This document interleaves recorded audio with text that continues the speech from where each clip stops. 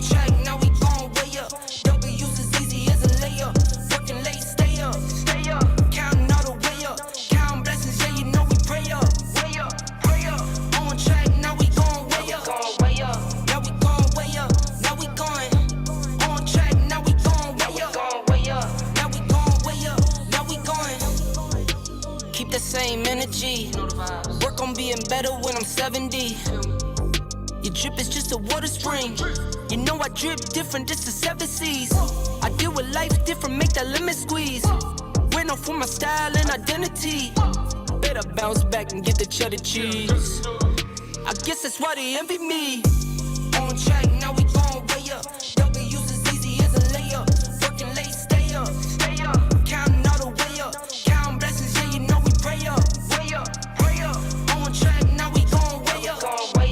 Now we gon' way up. Now we going. On track, now we gon' way up. Now we gon' way up. Now we going. I got his band like I'm Barry Bonds. Running through the money, but the money's long. I don't love it, but I need it, keep it coming on. Only friendly, me and friends, we don't get along. I put that on my name, that I put them on. I put myself on stage as they sing along. I might book a session, do 100 songs. I'ma let you hear them just to prove you wrong. On track, now we gon' way up. W's as easy as a layup. Working late, stay up. Counting all the way up. Counting blessings, yeah, you know we pray up. Pray up. On track, now we gon' way up. Now we gon' way up. Now we going. On track, now we gon' way up. Now we gon' way up. Now we going.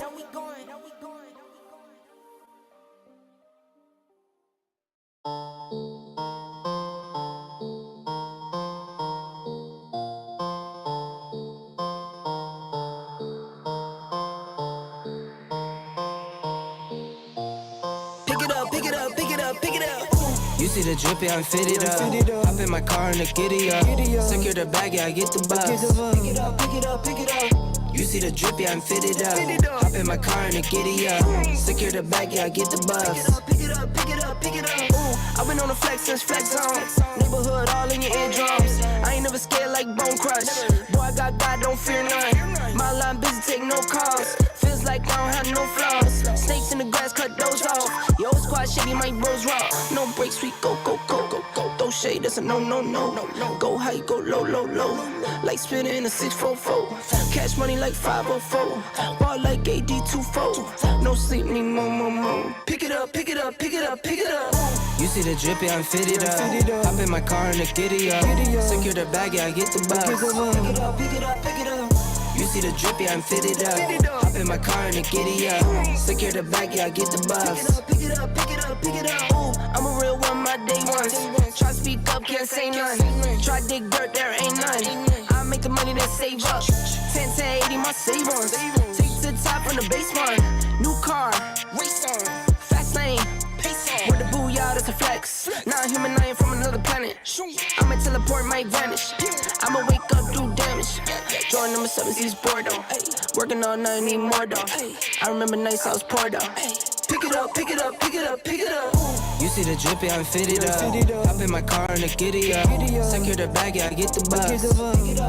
Pick it up. You see the drip, yeah, I'm fitted up. Hop in my car and the giddy up. Secure the bag, yeah, I get the bus. Pick it up.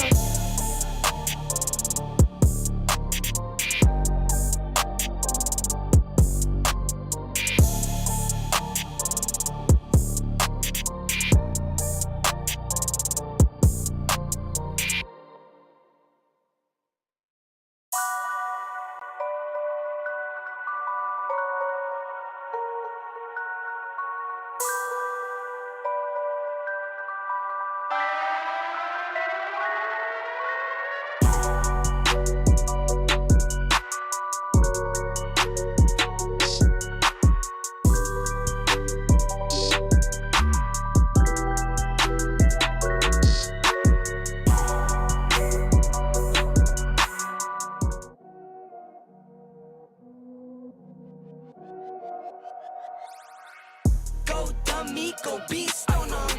I go beast. Go deep, I OD on them. Apply pressure, put heat on them. Put that 500 degrees on them. 500 degrees. Go dumb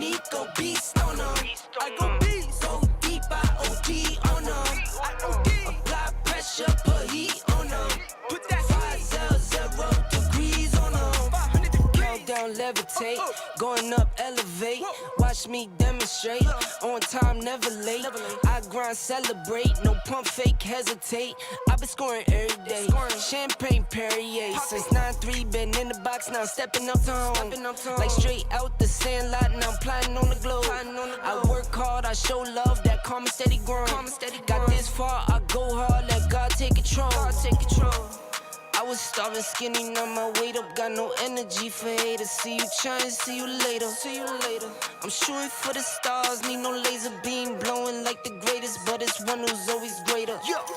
Go dummy, go beast on them. I go beast. Go deep, I OD on them. Apply pressure, put heat on them. Put that 500 degrees on them. 500 degrees. Go dummy, go beast on them. I go beast. Go deep, I OD on them. Apply pressure, put heat on them. Put that 500 degrees on them. 500 degrees. Smell good, skin clear. This here my year. Hey, look up here. This here my tier. Same fit 4 days. I grind 4 ways. Yo.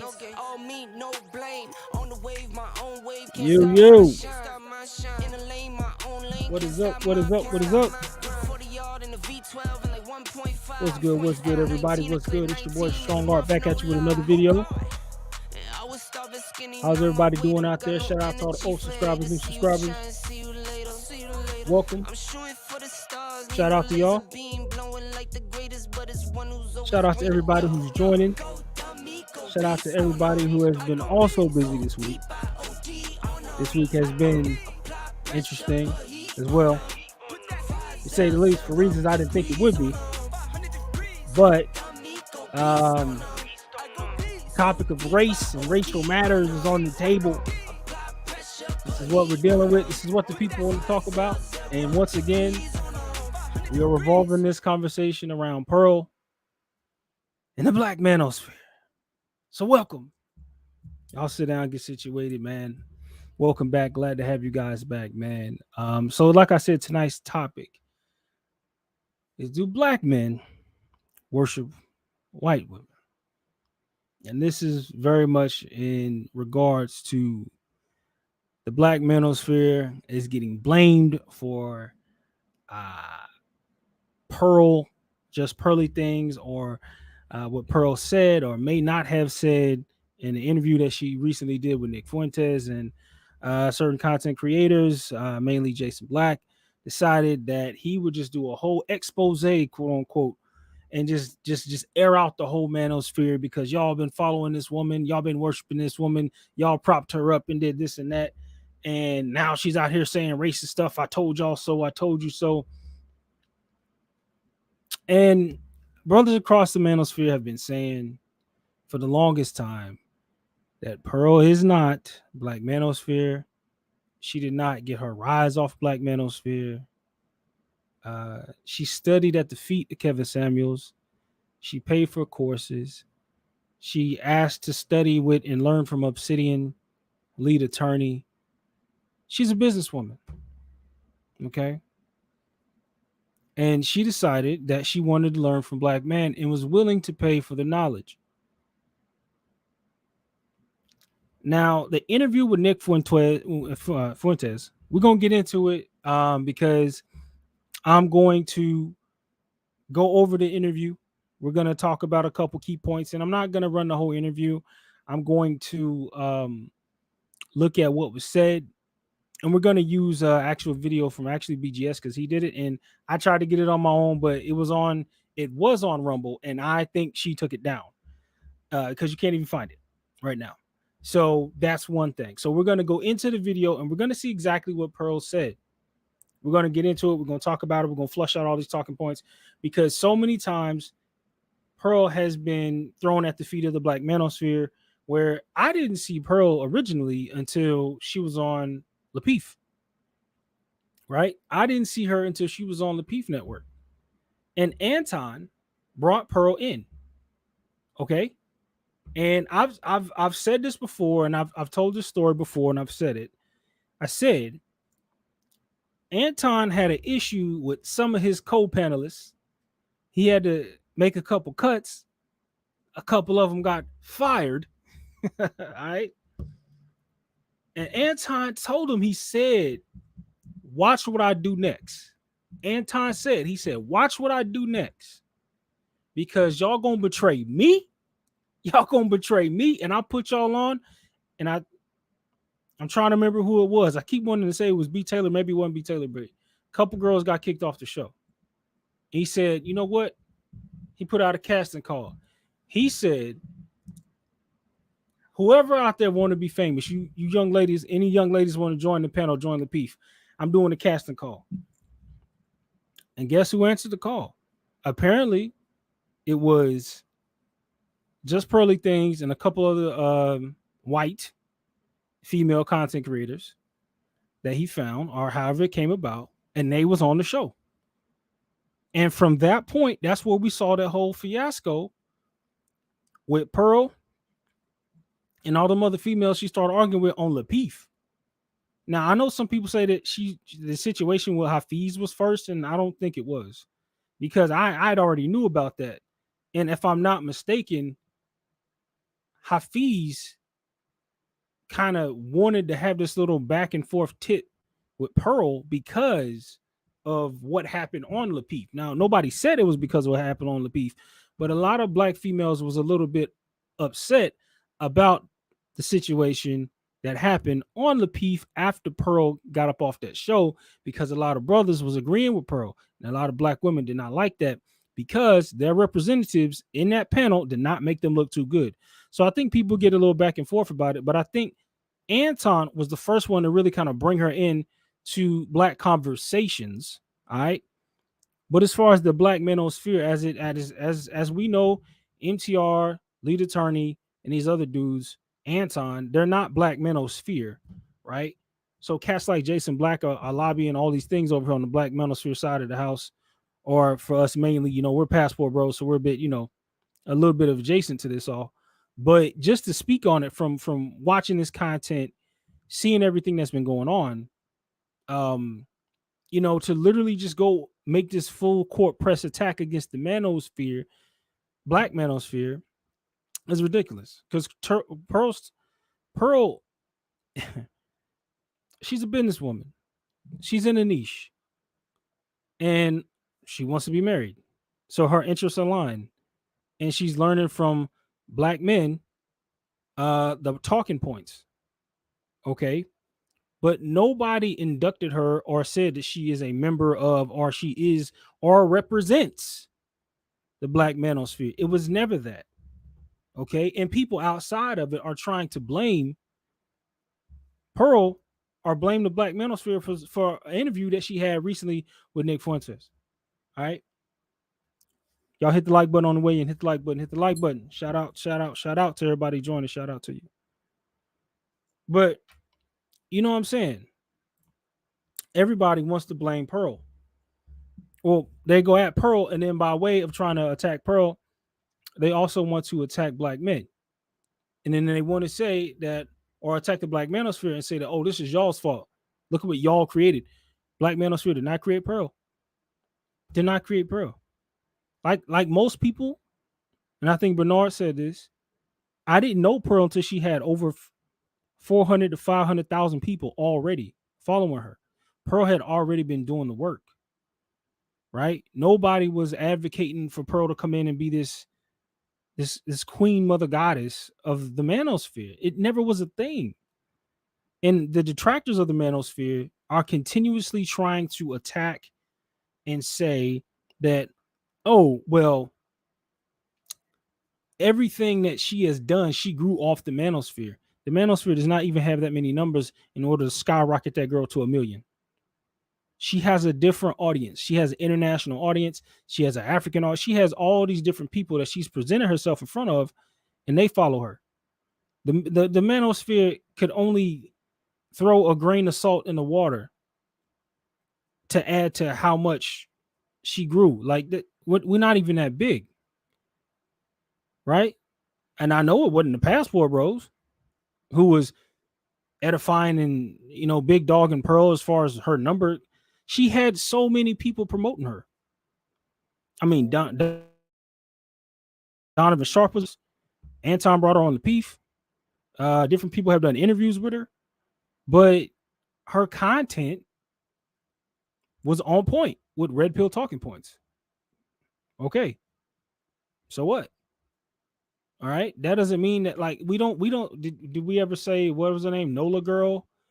And I want to say she's like the dating coach for guys. This one chick, I can't remember her name right now.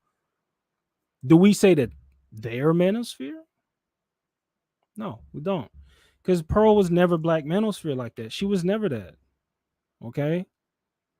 Yo, shout out to everybody right now in the chat. You know, Black Man's Options in the building. Jamel's in the building. St. Cyr's in the building. What's up, family? What's good? Appreciate you for joining. St. Cyr says Pearl's audience is vast. All those subscribers are not majority black. That's just their pro-blacks and black women coping. Exactly.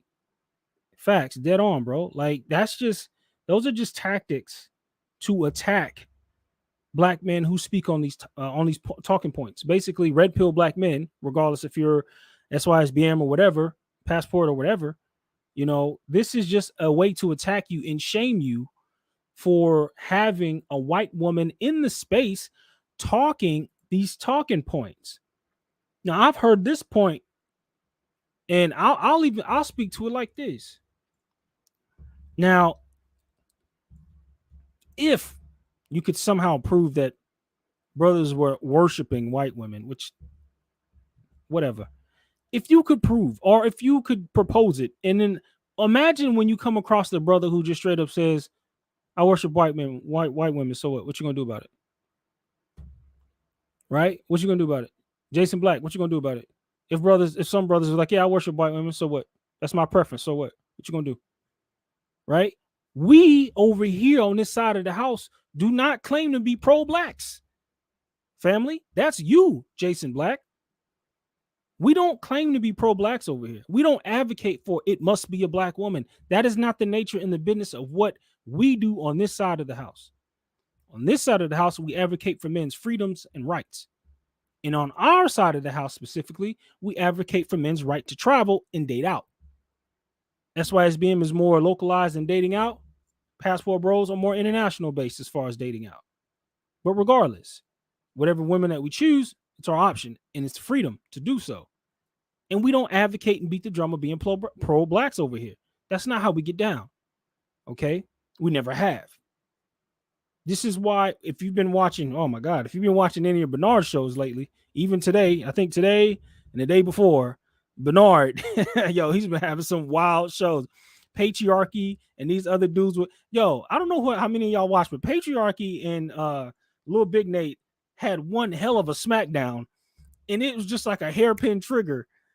It was nuts, and it revolved around race. But he said something about NOI, and yo, and then they went back and forth.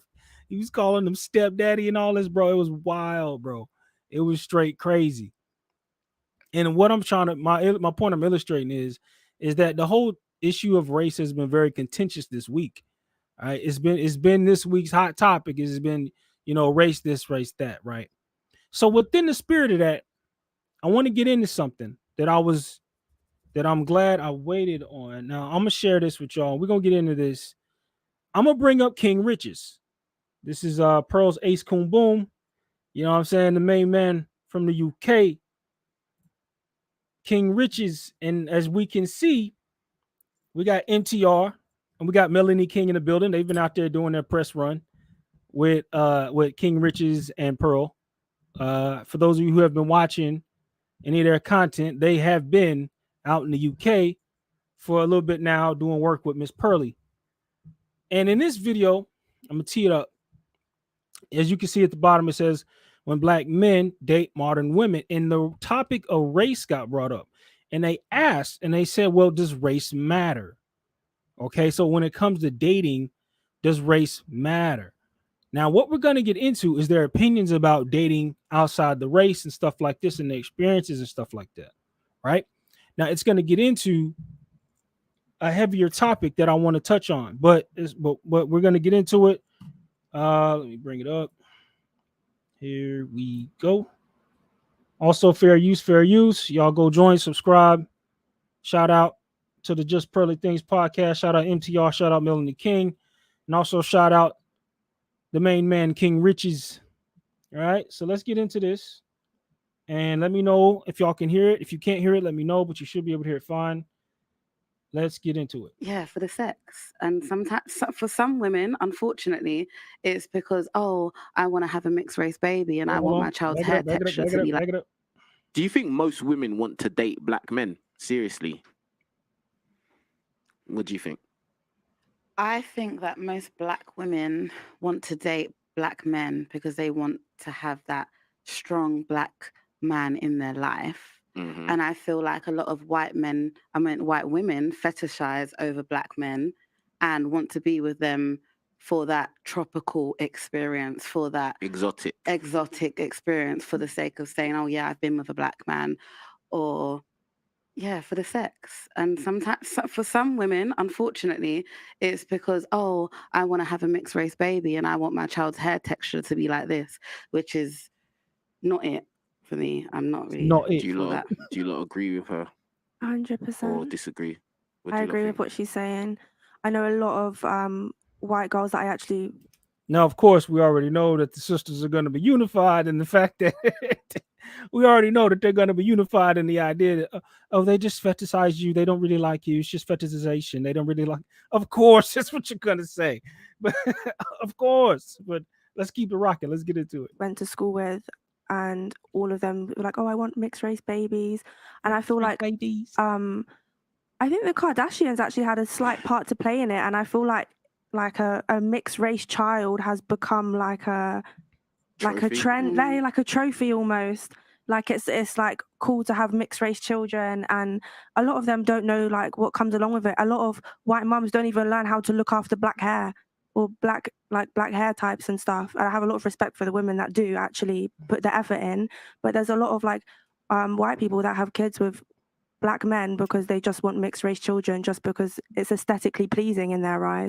Quick pause. On that note, I will agree to that. I will say, because within this, I want brothers who date out, and this is one of the things I wanted to illustrate with this though. For brothers who date out, and for brothers, especially as it pertains to passport bros, because I brought up this clip because I think this is going to relate a little bit more to passport bros, right? As we date women of other cultures, you do want to take into effect how the women perceive you as a black man, and also little things like wanting to learn how to do the child's hair and stuff like this. Let's just say if she is white, because I think if it's anything closer to black or a mixture thereof, if she's Latina, whatever the case, you know what I'm saying, or Afro-Latina, of course, they're going to be more familiar with the hair texture. But in this case, that is something that brothers should look for. Passport brothers, you should look out for is that woman interested in learning how to do the hair and stuff like this, and how much does she care about those things? That is a good point to watch out for. But my main man Cortez is in the building, and he did say that nobody fetishizes black men more than black women. So you know what I mean? Like, we understand that the fetishization point is like, come on, man, it's a mute point, bro. Like, we're not really going for that. We understand. You know what I mean? So, they're gonna come with the old talking points and stuff like this, but we're gonna get deeper into it. Let's go. Okay. What do you think about it? Yeah, I agree. I totally agree. I feel like touching on the points of what Melanie mentioned earlier in regards to black men being seen as sexual objects and having big D and things like that. I think that excites other races. It's like almost, oh, I want to try this. What's all the crack about? And and it's just like what you were saying as well, Kay. Like to be able to say that I've been with a black man or things like that. So yeah, no, I totally agree. Who are they saying that to? The world. Their world. friends, Their their white friends that haven't been with black men. It's like almost a, competition. Maybe I've seen it. I've seen it. I've heard it. I went to a predominantly white school and grew up in a white area, and I've overheard conversations. And guys, it's worse than that. It's worse than. Now, before this brother speaks, now I want everybody to listen to what this dude says. Pay attention. Because now he said something that I thought was a little bit profound. What he's about to say. All right. Touch on let's pay attention to what the guy in the corner says. Hold tight.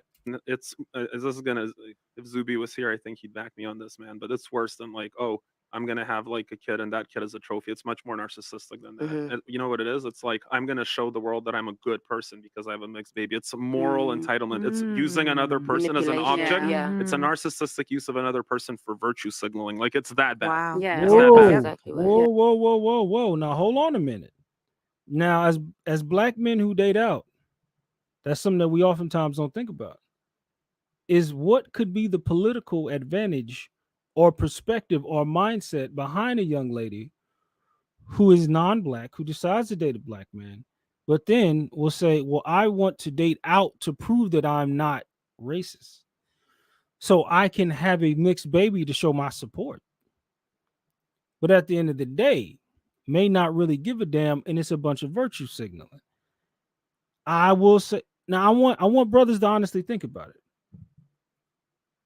For brothers who have dated out, could you name a time where you got around somebody who was non-black that you was dating and was kind of like, now wait a minute, something's a little off with this one. She doesn't quite understand what this blackness is about. You know what I mean? It seems like she wants to create her pathway. She wants to kind of create, oh, well, I'm not this. But also she's not a part of what you got going on. She's still a modern woman, but it's like it almost seems like her being with you is a part of an agenda. Now, I'm not telling brothers to be scared of dating. I'm saying, have you ever questioned? Have you ever noticed it? Because on the passport bro side of the house, we're going to be the main ones, aside from the pro-blacks. They're not going to be it won't be the pro-blacks. It's going to be us who actually have experienced the awkwardness sometimes that you will deal with dealing with other races of women. These are factual truths. And this is why some brothers who even will be passport bros will still only go for an Afro variant of the type of woman that they're in respective to the country. Now, me personally, I have no issue with white women. I don't care. Like for me, it's not. I'm going to judge her based on her character and based off these merits. If I can see that she's trying to say, virtue signal, or she doesn't quite understand, or I'll tell you a big thing. If she's not willing to learn, if she's not willing to show something that is going to separate her from an average chick that would date out, and what I mean by that, because they mentioned it, right? They mentioned it. Check it out. Average chick who wants to date out, who's curious about black guys, right? She wants to kind of try it out. Say a girl in college, right? She wants to kind of try it out, see what it's about, right? But then by the end of college, it's over. Okay. I think that a woman who's really want to be on your team as a black man is going to want to learn how to better fit your empire. And one of the biggest things, I think, if she wants to learn how to do y'all child's hair, fam, that's okay. There's this one YouTube couple, right? There's just one YouTube couple. And I think it's a brother and an Italian girl. I can't remember his name. But they're a couple, and their channel is based on them being a couple, right? And she learned how to retwist his dreads. And they do videos about it.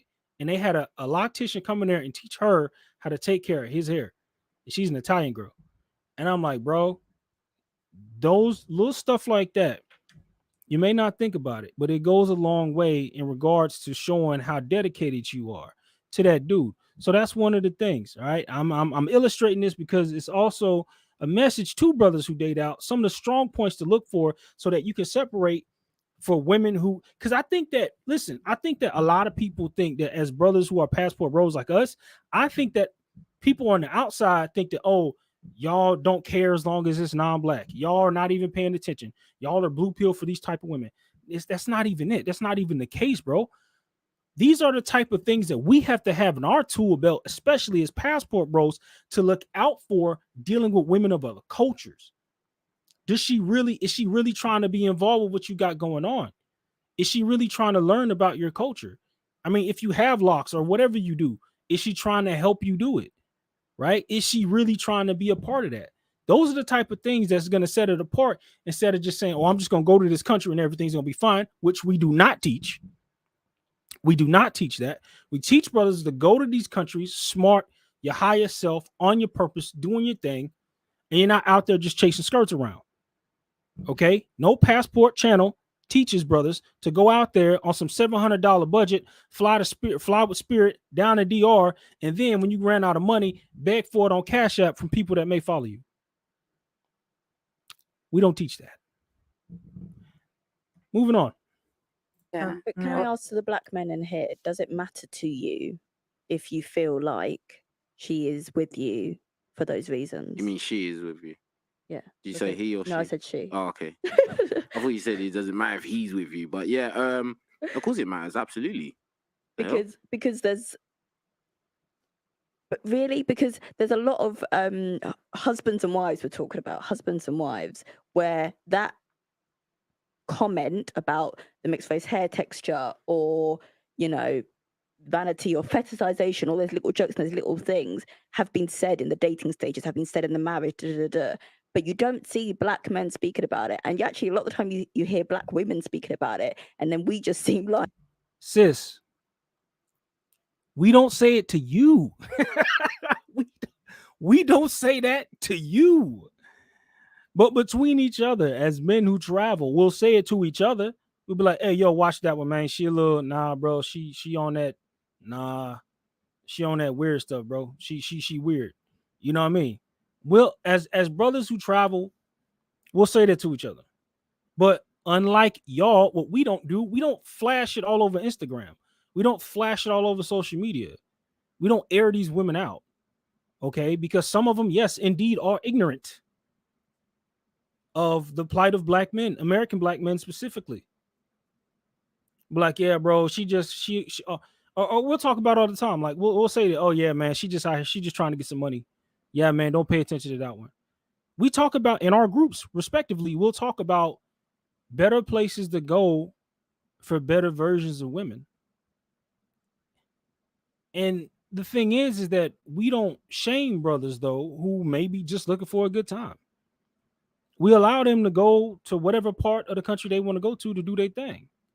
Because we advocate for brothers being free, first and foremost. We're not concerned about, or I should say, second will come, okay, does she care about you being black, or is this a big issue, or low-key these girls racist or ignorant? We'll get to that later. But first, let's get you overseas. Let's get you established, which is also why we advocate for brothers to be in groups. Shout out and respect to the BMO family, as why you need to move in a way to where you're covered and you're not out here going to get caught up with these certain type of women who might be looking to do you bad. This is why we advocate for these things.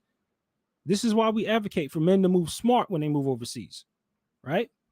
Not flying Spirit begging for money on Cash Apps. Feel me? Let's go. Like, we're jealous. I don't hear black men calling out that narrative, which is why it makes me think, do you really care? Yeah, I think they let it go over their heads. It's like they we paint the red flag. we shouldn't be saying it. If it bothers you, why aren't you the ones vocal about it? But I think it goes hand in hand, doesn't it? There's a whole load of stuff that black men are calling black women out for, and there's a lot of stuff that we're calling black men out for. We just need to communicate better and help each other instead of getting onto each other about why you're not the way you should be. No, but do you know what the problem is with that? Is just like we've been listening to the ideas or preferences or gripes of black women like as long as I've been alive. That's normal. That's mainstream media. That's 9 a.m. on the TV, like for everyone to see media. Like black men actually being able to voice what we think about stuff. Like it has to be on YouTube. I was just going to say, I think that's pretty recent. Like black men have actually started to come together and be open and speak and, you know, have that space for them. Because it's I can't remember who was saying it earlier, but, you know, black men having that, you know, I don't want to talk about anything. I don't want to be open. And if I like this, I'm a nerd or I'm a geek. And I think it plays the same part with opening up and touching on your emotional side and things like, and talking about real issues that affects black men and black men talking about it together. I just feel like modern women really don't like accountability, to be honest. So, like, even if a black man was to voice his opinions, a lot of modern women are not going to listen anyway. So That's that's true. that's an Now, hey, he's right though, because like we don't talk to women like that. We don't talk what she just said about black men not opening up this and that. We do to with each other, with our brothers. We'll discuss issues and situations that's going on. We'll discuss that with each other, right?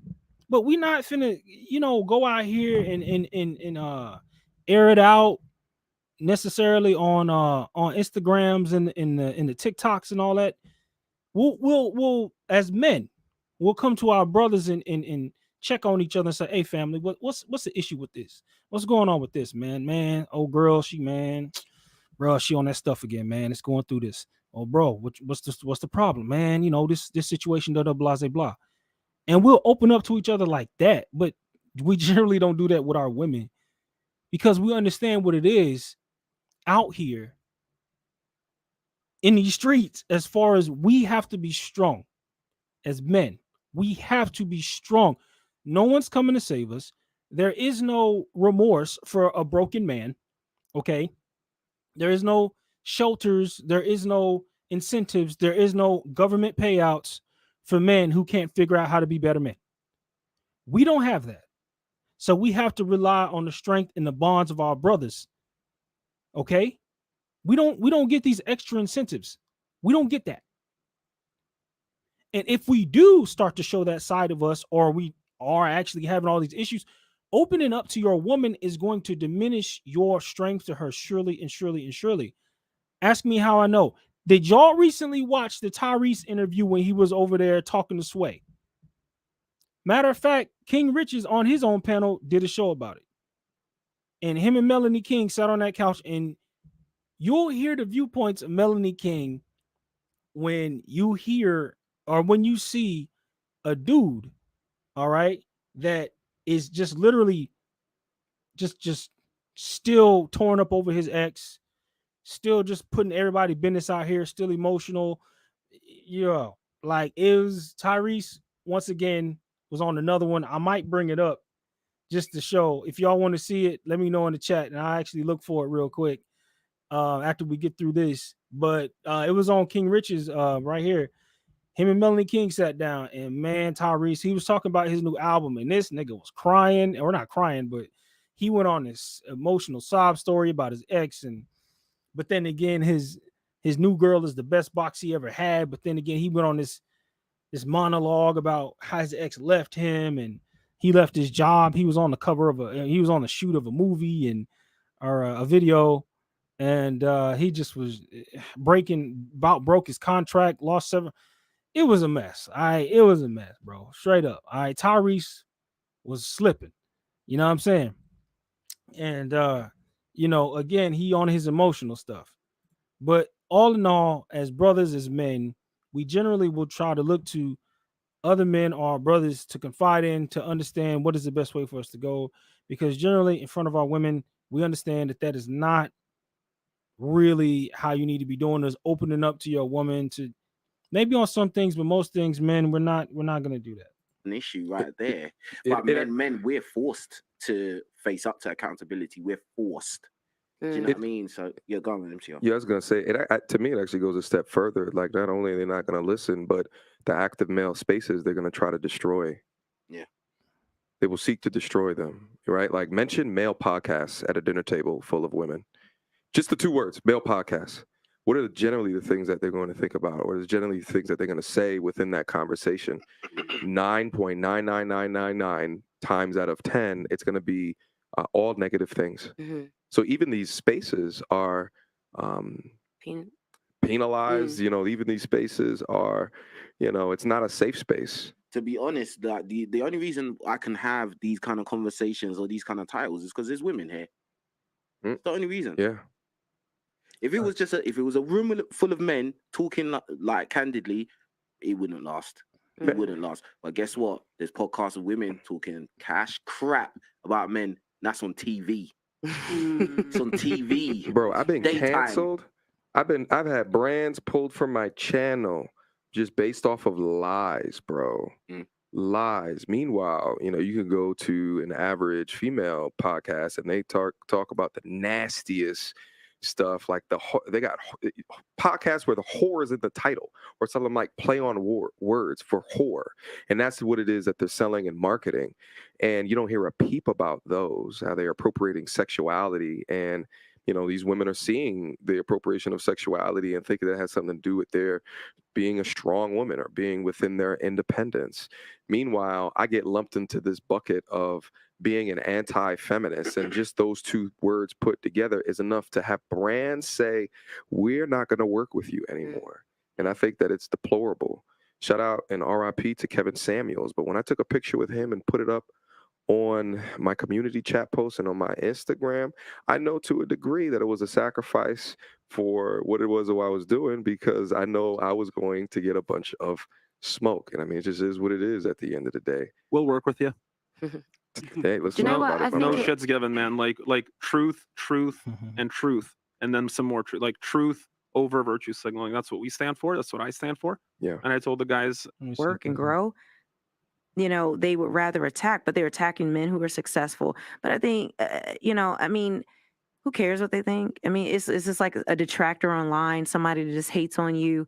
But I've only, and you would talk to even Pearl, the majority of people who attack women who actually speak up for men and who try.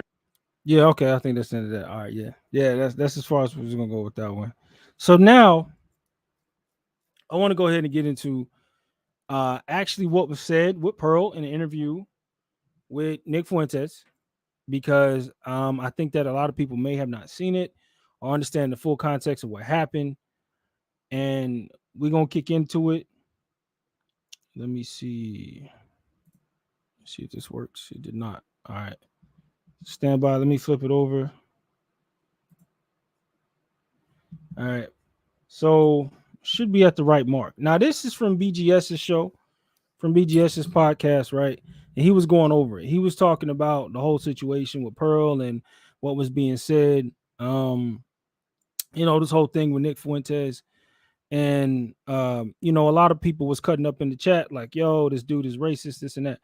BGS was like, yeah, we understand that, but we also need to listen what this dude is saying, because he's actually dropping game as far as understanding this political realm for real. Understanding what's really going on in the political spaces and on the political realm of how they really view you and other people and what's really going on, right?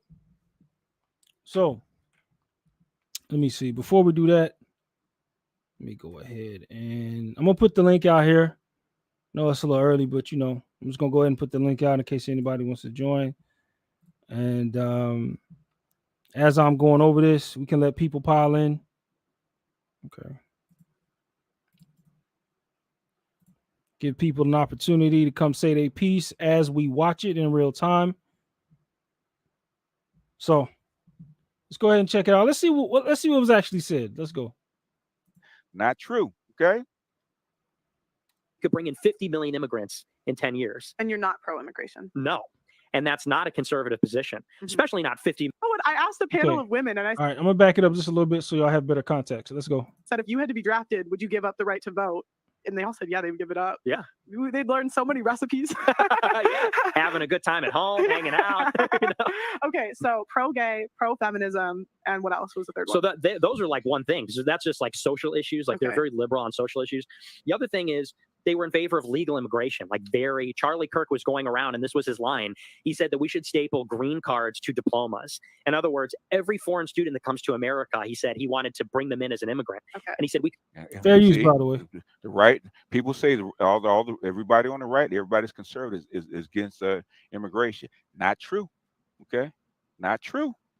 He's giving you the game. Okay, he's giving you the game. Okay, they're not a monolith, and a lot of stuff that we think that the left is about immigration and importing people and stuff like that. Not true. Okay. Could bring in 50 million immigrants in 10 years. And you're not pro-immigration. No. And that's not a conservative position, especially not 50 million people in 10 years. Right. Because America's got 300 million. So, what is that? 1/6 of the population. And And, 10 years. And so why is that? Why does he support that? No, why are you against pro? Because in my head, I hire people from Africa, right? Right. Shout out Blessing. Yeah. Here we go. And I just see like the work ethic of people that are like not from America, and they often work harder than the people that are from America. So in my head, it's like, wouldn't it help us economically if we had more, like if they had a certain like mindset in order to come here? Okay. There you go. That's what this fire is all about. Jason Black decided to try to tear down the whole goddamn manosphere because of mainly that comment right there, where she pointed out that immigrants have a tendency to work harder than Americans. She did not say black. She did not specify or segregate and say that black men are lazy. She did not say black people are lazy. She said immigrants have a tendency to work harder than Americans. At no point did she say anything that pertained specifically to black folks. She just said that, hey, the immigrants that she has hired or hires, they work hard. That's what this was about. That's what this was all about. Right? But of course, the narrative is going to be shaped in a way to make it seem like the world now needs to stop because, oh, there's fire, fire in the house because, Pearl is a super racist. All of a sudden, she's destroying black men. And I mean, come on, man. Off of this, right? Basically, off of this, essentially, there's a little bit more to it, and I'll let it rock in a minute. But pretty much what you heard her say is what you heard her say. She never specified and never said it was black people. She said Americans. And I think between us, we'll talk about how immigrants will come over here and happily work for quote unquote lesser paying jobs because we as Americans have a higher standard and we're looking to make higher pay. We're not concerned with trying to, sell fruit or whatever, or lower paying stuff like being a cleaning person. And we're not looking to do that as Americans. That's not what we're generally looking to do. Ideally, we don't want to do those jobs. But when immigrants from other countries come over, they're happy to do that because they're making way more money versus what they would be making at home, doing kind of relatively the same thing. Now, I don't see any need for the world to be on fire because Pearl, they trying to say, said some racist shit, which no, she didn't. But we'll let it keep going and let y'all make your own opinion because BGS is on this as well. So shout out to BGS. This is on BGS's podcast. So y'all go subscribe, salute to him, and y'all go check out the full video if y'all want to go watch BGS's opinion on this subject. There is a lot of truth to that. Mhm. And I'll agree with you there. Particularly like Hispanics in America, Mhm. very hard. The Africans too. But Jason Black didn't play that part, did he? They played that clip, but they didn't play that part. Okay, did they? Did they play it in context? Because I've heard this from. So I hear this from people that hire folks, right? That immigrants have a better work ethic. Nigerians, Africans, Nigerians, Mexicans, people from the Middle East, people from Asia. How we've heard that. Well, what did he say that hasn't already been spoken? Okay, what did she say that hasn't already been spoken? Did she say color? Okay, in context. First thing, right? Never I mean, said 'cause black. Nigerian Americans I'm pretty sure they out earn white Americans. They do. Their median income. This is old with statistics, Indian, but it's like yeah. $80,000 a year. Yeah. They're, Iranians, all those immigrant groups, they're very productive. And And it would make my job easier too. Like, because I'm thinking of me, so I'm a woman, a selfish perspective. Yes. Like, if immigration would be easier, it'd be easier to get some of my employees from England to the U.S. Yeah, and and there's economic arguments. Where's the racism in that? Where's the racism in that? Where's the racism in that? Hit the like. Where's the racism in that? I'm with BGS on this one. This is what she said, and everybody's about to fight over Pearl. Allegedly said some outrageously racist shit, and most people who were complaining, going ham about Pearl, didn't even watch the full segment or at least the full context of what was being said. You just heard it for the most part. There's more to it. What you've already heard, and you've heard. Have you heard anything that we wouldn't say? Have you heard anything that you would burn down a village for? Yes, Nick Fuentes is not somebody that, as black people, we would associate with. Of course, we understand this. You're correct. But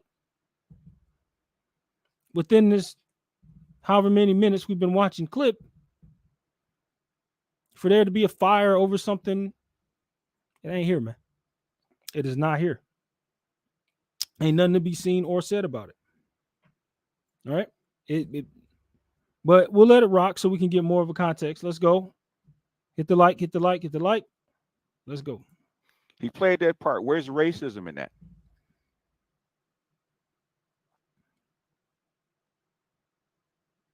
Yeah, those are people that work for her, okay?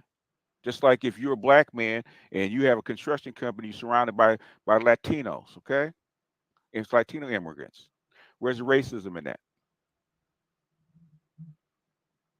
Where's the racism in that? They're not code switching bullshit. Where's racism in it? Where's the racism in that? Code switching out. Do we accept people by what they say? Or we try to read between the lines. This has been told to me since I was a kid, right? About immigrants coming in and working harder. They said that about the white folks coming in and working harder. When the immigrants came in from Europe, they said the same thing. Come on. And we could go there for a minute. I agree with you. They're very hardworking.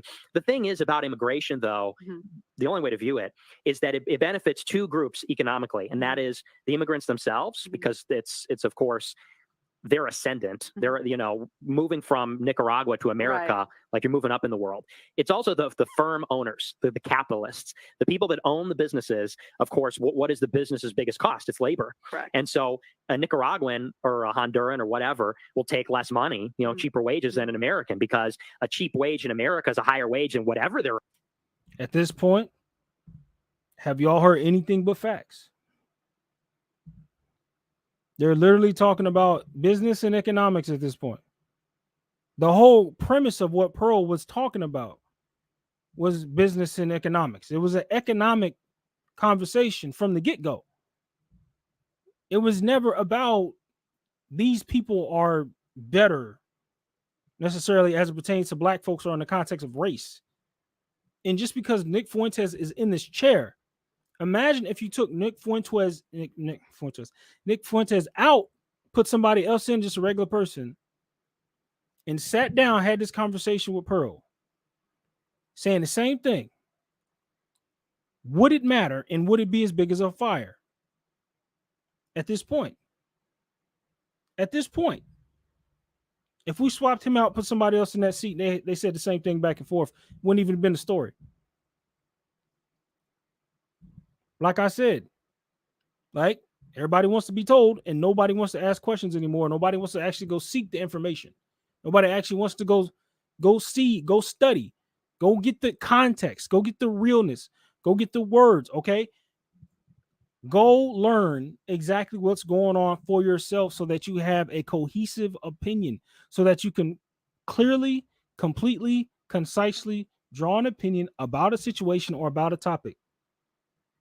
Okay, stop looking to just be told what to do. Just like Tate, everybody just wants to believe Tate is this horrible misogynist, when half the people, if you ask them direct questions about Tate, something he said, a show you watched or a podcast you heard him on, they can't answer the questions because they never did. They just said, "Oh, here, devil bad. Oh, don't go over there. It's a horrible person." Like, yo, do your research, man. Get out here, do your research, and really get to the bottom of what's going on. Earning in Central America or Asia. So the immigrant benefits because they make more money, and the firm owner benefits because they get to lower their labor cost. The loser in that equation is the American worker. Who are the biggest firm owners? Okay, and this went on during started with Reagan to basically cut down on the unions. That's what NAFTA was all about. Okay, they're stealing 40,000 kids a year to bolster the numbers. Go look at your demographics. We've been talking about this for years. Okay, where's the racism in that?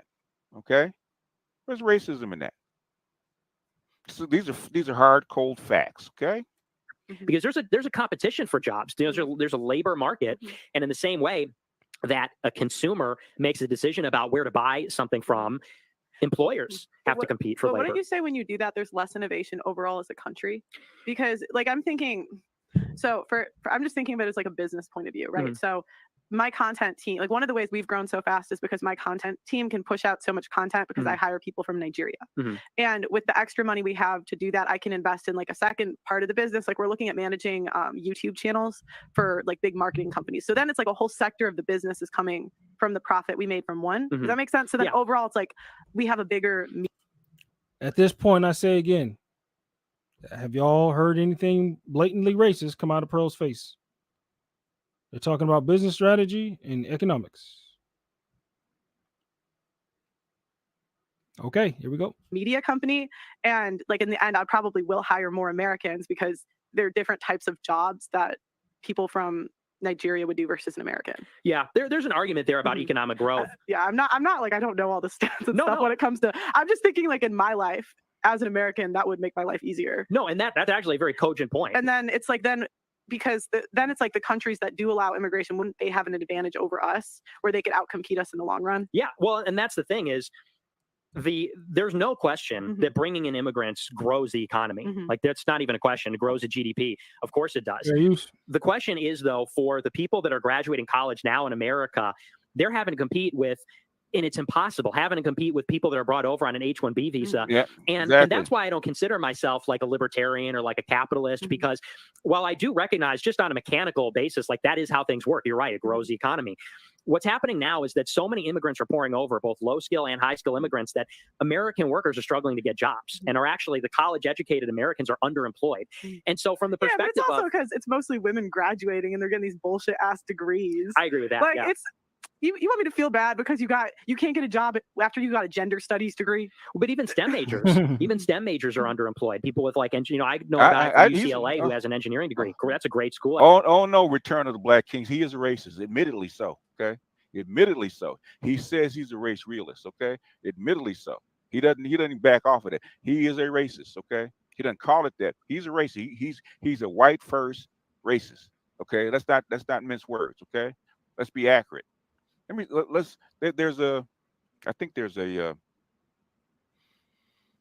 timestamps. Let's look at the timestamps. Shout out to okay? BGS. Let's see. APAC, demographics. Okay, let's look at demographics at an hour, okay? Legal immigration, we already have that. Let's look at demographics. And then we're going to look at So at this point, he's getting more into the demographics. Of course, he's getting more into the kind of socioeconomics things that's going on with the whole different cultures and people and working and building and stuff like this with different economic backgrounds or different cultural backgrounds of people. And Jason Black wanted to do and run a whole smear campaign on this situation. I mean, but I still haven't heard anything for me to get on fire about. So let's keep going. should America have a king? And then we'll invite people up, okay? Let's go to 1 hour.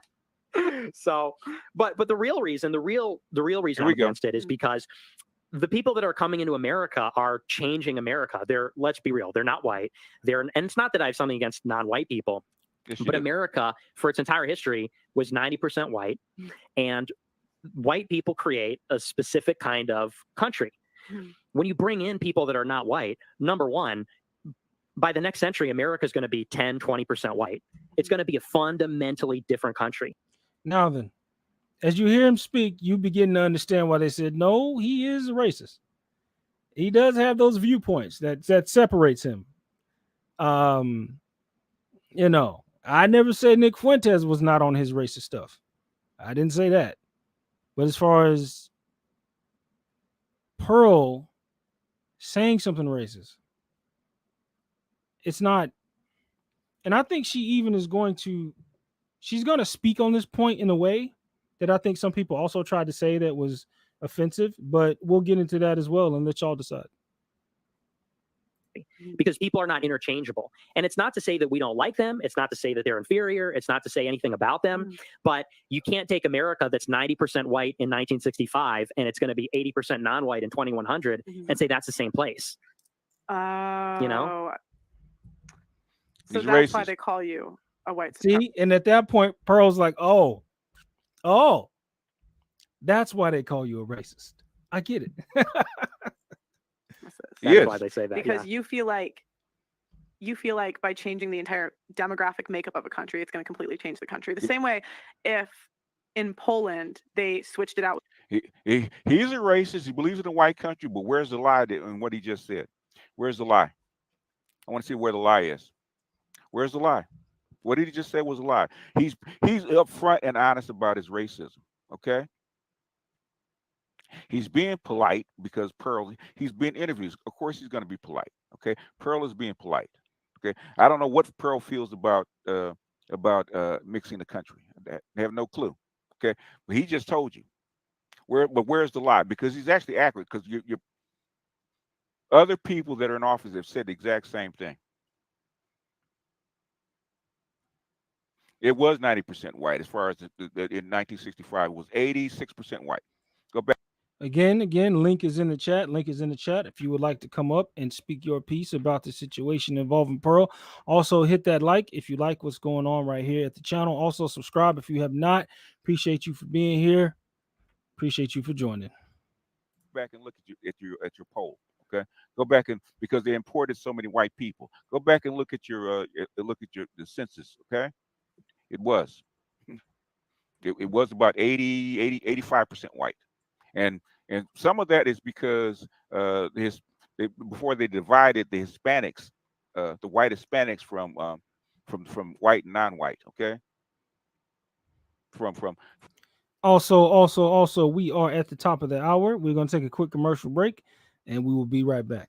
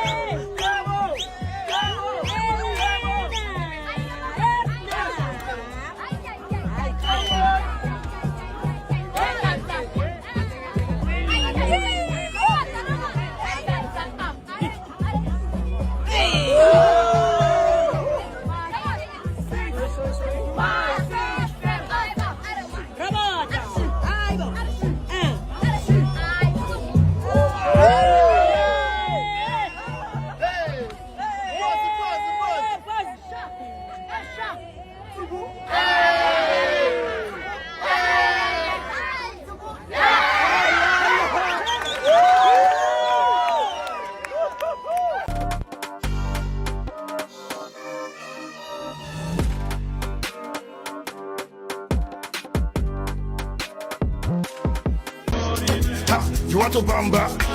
You wanna G with the big boys? Now you the wrong, kitty, you the wrong, get enough to drink with a drop cup. Ha! Hey! So you see how the thing goes? This is No. 1 Oxford Street Hotel in So you're Accra. telling me who blend you? And who? Ha! Alright. Would you stay here? Behind the waiting.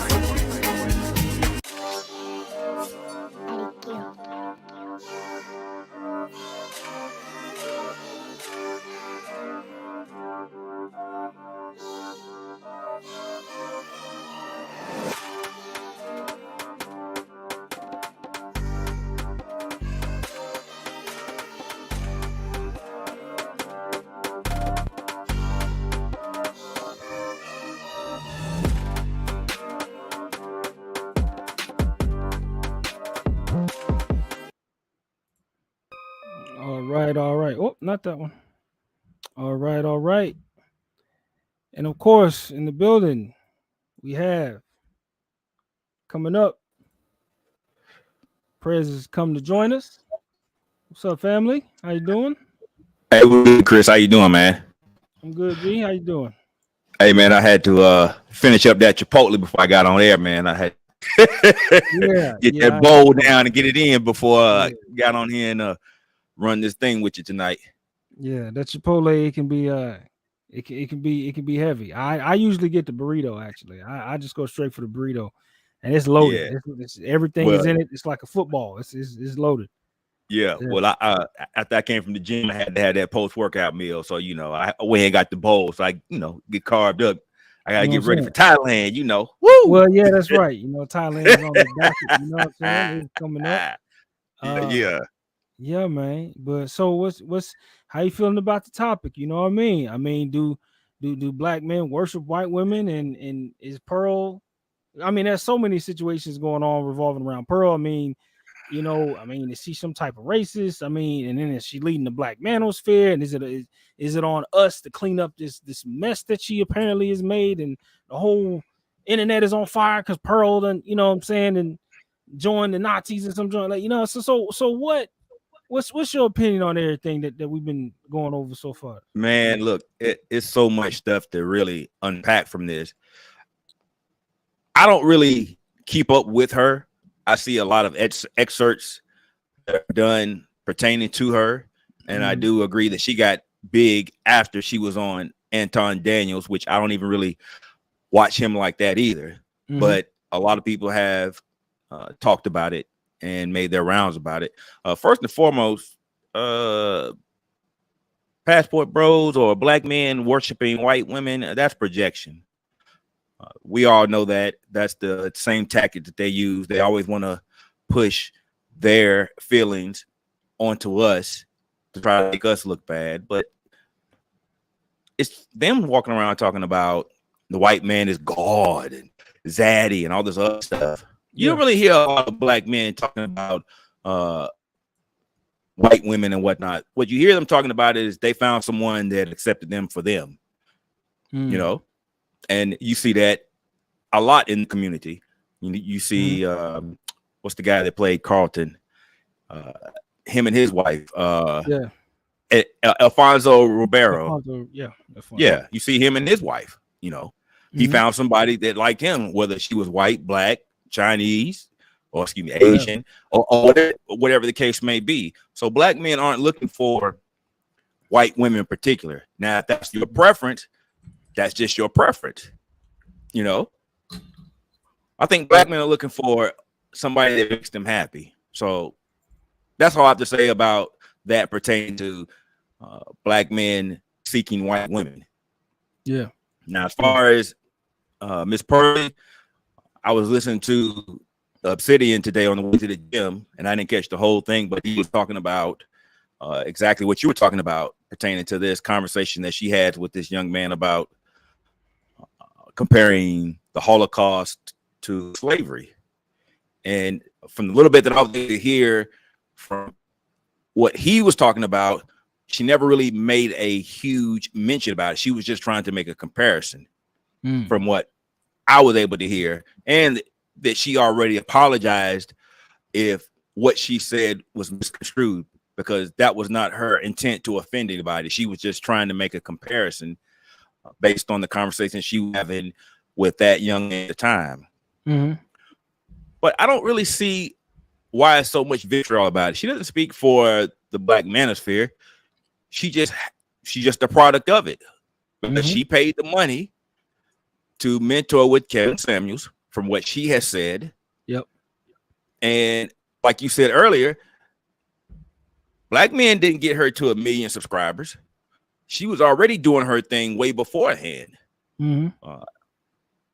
So the fact that she's been able to run the streets in the manosphere per se, the black manosphere per se, is just an anomaly, because you have the other young lady, Shay Sade. She's pretty much doing the exact same thing. Yep. And she's on her way. I think she has like 21,000 subscribers and whatnot. But it's like you're penalizing this woman, or they want to push her onto us. Like, yo, she's not manosphere. Yeah, she has talking points, but she was popular beforehand. Now all of a sudden, because she comes over here into this space, oh, well, she's your leader. I never heard her say I'm the leader. See, that's that. Remember what I was telling you about these appointed leaders and stuff like that, so they can have a target? Yeah. This is the perfect example as to why you don't need a leader, because they want somebody to attack. It's like they propped her up. Oh, well, see, she's the leader of the manosphere, so we can attack her and it's going to do damage to us. No, No. She's doing her thing, doing an excellent job, and you're upset that she's doing her thing and has 1 million subscribers. It's kind of like the Kevin Samuels debate all over again. Now it's a white woman. Yeah. But you didn't talk about the other people that were on her panel. You didn't talk about Miss Melanie King, Mediocre Tutorials, and the other guests that she's had on there. Mm-hmm. Why is the emphasis on her? Why is it the onus is on her? Because they're looking at something. Yeah, but I mean, because they're looking at something to poke holes in what the message is being saying. It's like, you're attacking the messenger and you're trying to assign her as to be the messenger. Yeah. She's just saying what a lot of us have already said. A lot of brothers in the atmosphere have already said numerous times. Yeah. So what's the big pushback? It's just, to me, it's just another distraction to try to get people to down the manosphere. You have to have something to how do I want to say it? You have to have something to depend it on. Mm-hmm. For her, she's the pen. See, it's Pearl. Pearl is the one. Mm-hmm. So now, see, Pearl Manosphere, she's your leader. See, y'all are racist. Y'all let this racist white woman come up and lead y'all. See, y'all not really who you say you are. Blah blah blah blah blah. Man, get out of here, man. Come on, bro. I mean, it's 2023. Come on. I mean, are we still falling for the same game? I mean, dude, Chris, YouTube has made things so apparent. You see the same game played over and over and over again. It's like it goes in cycles. Mm-hmm. And here we are with another cycle. You're looking for somebody to put something on Manosphere. Black men having an opinion. You want somebody to use us, not what we're saying, but against our image. And Miss Pearl is the latest and greatest in a long line of things that they tried to do to deter the message that's being said. That's right. But it's too late. Like I said before, it's too late. Mm-hmm. What thing you're gonna do? You're gonna make Pearlie bigger. Yeah, with all that extra publicity. Yeah, you're gonna make her bigger. Yeah. I mean, it's a shame that it's come back to this again, but of course they want to try to lobby anything that they can to not only go after Pearl, but then again go after the Manosphere, because in Jason Black's situation, particularly, everybody's already said that he's just mad at everybody's passing him, and like they act like that we are. Let's just say that everybody in the Manosphere, let's just say that the brothers who are, even though he said he's, O'Shea, Angry Man, hell, even BGS, who else could we throw up there? Let's just say that those guys unanimously agreed Pearl's leading the Black Manosphere. Let's just say they said it. Right. So what? Jason Black. So nobody over here on this side of the house ever advocated. Well, I think a couple of more, but unanimously, the Black Manosphere is not necessarily a pro-Black space. And it's weird when you hear the pro-Black show up on some of these panels and try to hold us to certain standards or certain talking points, if you will, even to try to say, oh, well, y'all should this, should that. Do you care about your people this? And y'all need to have integrity this. And just like, wait a minute, family. We never told you that we were pro-Black on this side of the house, especially with Passport Bros. We never said we were pro-Black in the sense that we must mate and date only Black women. And our message is for bringing the Black community together. That has never been the message. So all this heat and vitriol about Pearl, the hell does it matter? Like, even if they did decide, oh, we're going to elect Pearl the president of the Black Manosphere because of her hard work and dedication and her 1 million subscribers. Hoorah. Good job, Pearl. You're the leader now. What should we do? Tell us our orders. Even if. So what? Jason Black and those who follow him, nobody ever said that this was a pro-Black space. It's a pro-Black male space. But if Pearl is an ally, then why can't she be an ally? And nobody ever said she was a leader, but everybody's looking at, oh, her followers and this and that. We are not in her chats. We are not running it up on her show. She's in the UK. She's in a whole nother country. Her numbers come from a whole different audience, just like Angry Man's recent growth. It didn't come from all of a sudden all these brothers who Angry Man all of a sudden in 1 month just decided to run his numbers up. No, it's called he got pinged and a new audience found him. Same thing with Pearl. She found a new audience, and I think her international base.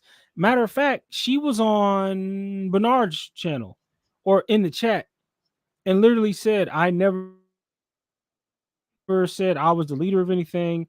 She even said that I was looking to work for the leaders of the manosphere. She said that she was aiming herself to work for Obsidian, work for different guys, Kevin Samuels. She was looking to study under them. That was her whole plan. She never Right. set up to be anybody's leader. Even confessed it on she made a comment on Bernard's stream and was in the chat and told Bernard and everybody listening, I never said I was a leader. I was never trying to be a leader. I'm not y'all's leader. And nobody thinks that she is some Black Manosphere leader except all the detractors, naysayers, and everybody who has all these issues against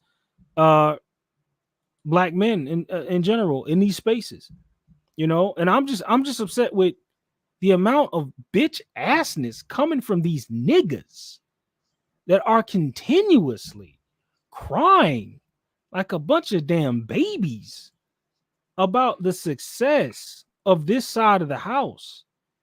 I just told you so nothing. You niggas are crying. Straight bitch made in your energy and how you moving, bro. Like, come on, family. Like, you're literally going to try to attack these spaces with Pearl and try to say that her talking or she done said something racist. Oh shit. What if she did? What if she did and there was a whole swath of brothers who even said, we don't care, we still like Pearl. We still follow Pearl. What would you do then, Jason Blacks? And those who follow him, what would you do then, huh? You can't listen. All right, pro-Black community, you need to listen up. You do not own Black men. Now, pro-Black community, let me speak to your master. Black woman, you do not own Black men. Okay? You own the simps that follow you and the white knights that defend you. You still own them niggas because they're still on the plantation. #plantation bros. You still own those niggas. But for the rest of us, we's free, boss. We done. We good. We put our shovels down, right? And we put on our walking shoes. And now we done headed on to greener pastures. # get your passport. Passport bros, we up. So the thing is just like, what is the argument? What is all this hate and vitriol? Where is it coming from to where y'all feel the need to have all this hate in your heart? You mad because this side of the house is winning. The whole narrative, and this is something that I've heard throughout this week, especially as it pertains to the shows I've been listening to. Of course, mainly Bernard. He's been having fights over there, boy. It's been crazy. We got brothers talking about they advocating that they'd rather be in slavery than Jim Crow. God damn, I didn't know we were going back that far. Get the hell out this country.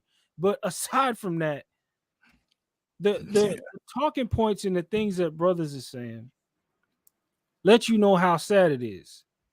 Because it's just like, bro, this is where we are now. We've reverted back into this. All right. That, you are so mad that brothers have decided to travel out, go their separate ways, do their thing. And it burns you that you don't have control anymore. Okay. This is not a pro-Black area. This is not a pro-Black space. Not in that context. Okay. We advocate for the rights and the pro-Black men of it all, but we're not trying to hold Black men in a pigeonhole and say this is all you can do. We left that behind us. We're not doing that no more. And like I said, the pro-blacks of the world, they mad, but let them be mad, right? Because we traveling now, we moving our way, we doing our thing, we going overseas, right? On at least in our side of the house, we about this travel life. That's why we say, bros, get your passports. You even got different dudes who are not even calling themselves passport bros, but you got on different panels, you know what I'm saying? Like even Myron was talking about if he wanted to go to the Middle East and have a woman that's going to be more suited to what he wants, he understands he's going to have to travel. More and more brothers are starting to see that. All right. More and more people are starting to see the downfall and the cracks of what's going on in society. Like, I mean, all these racist talking points that's been going back and forth, like I said, especially over on Bernard's channel, it's sad. You know, it's sad to see all the smoke going back and forth, you know, about having free choice, you know what I mean? Like having the free choice to go where you want, you know, date the type of women you want. It's like they're getting mad because they still believe in, as black men, you should not want to go over to a different place where you're going to be liked and wanted and all these other things. You shouldn't want to do that. You should stay here and fight to keep and put whatever this is together. And a lot of brothers ain't going.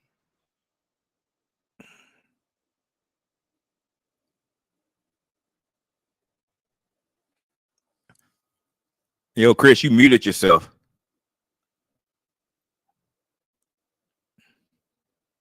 Yeah, I can't hear you. You hear me now? Yeah, there you go. All right, cool beans. But did you see any of the content throughout this week about all this racist energy getting kicked up? And man, I'm just gonna be honest with you, man. I see little things here and there. I did catch Mr. Fantastic. Oh, yeah. He was talking about it. I think he was talking about it yesterday, and he made pretty much the same points that Obsidian made, and he was going after the blacks and stuff and whatnot. So there are enough guys that are talking about it, and they understand the dynamics of what's going on here.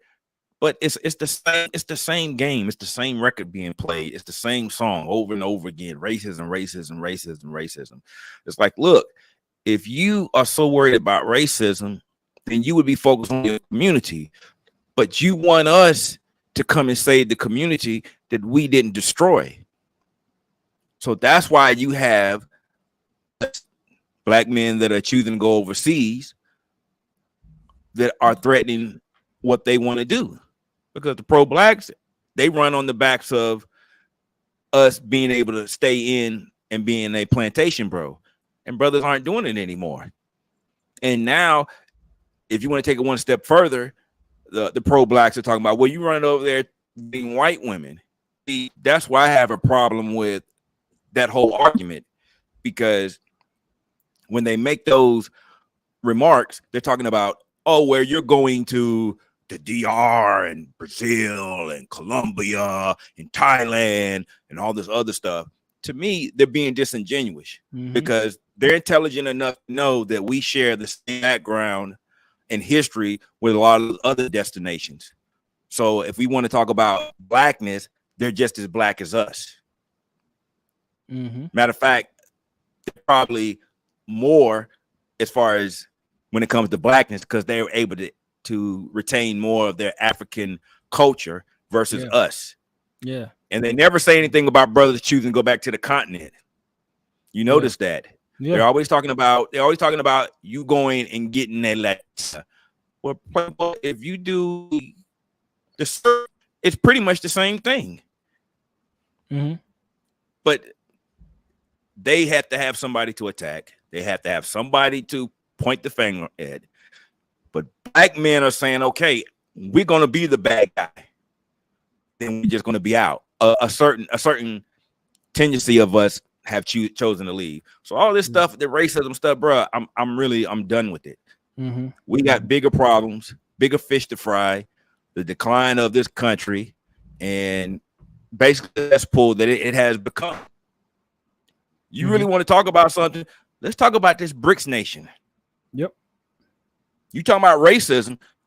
Let's talk about what Julius Manella just told them folks over there about reparations. You owe us $5 trillion. So if you want to have a conversation about fixing the black community in America, then you need to talk about real things. Quit talking about racism. Talk about the community or the communita. But they never want to talk about that. And black men that are traveling overseas, they understand that. See, we're not stupid. We can put 2 and 2 together and see what the equation is going to equal out to. Yeah.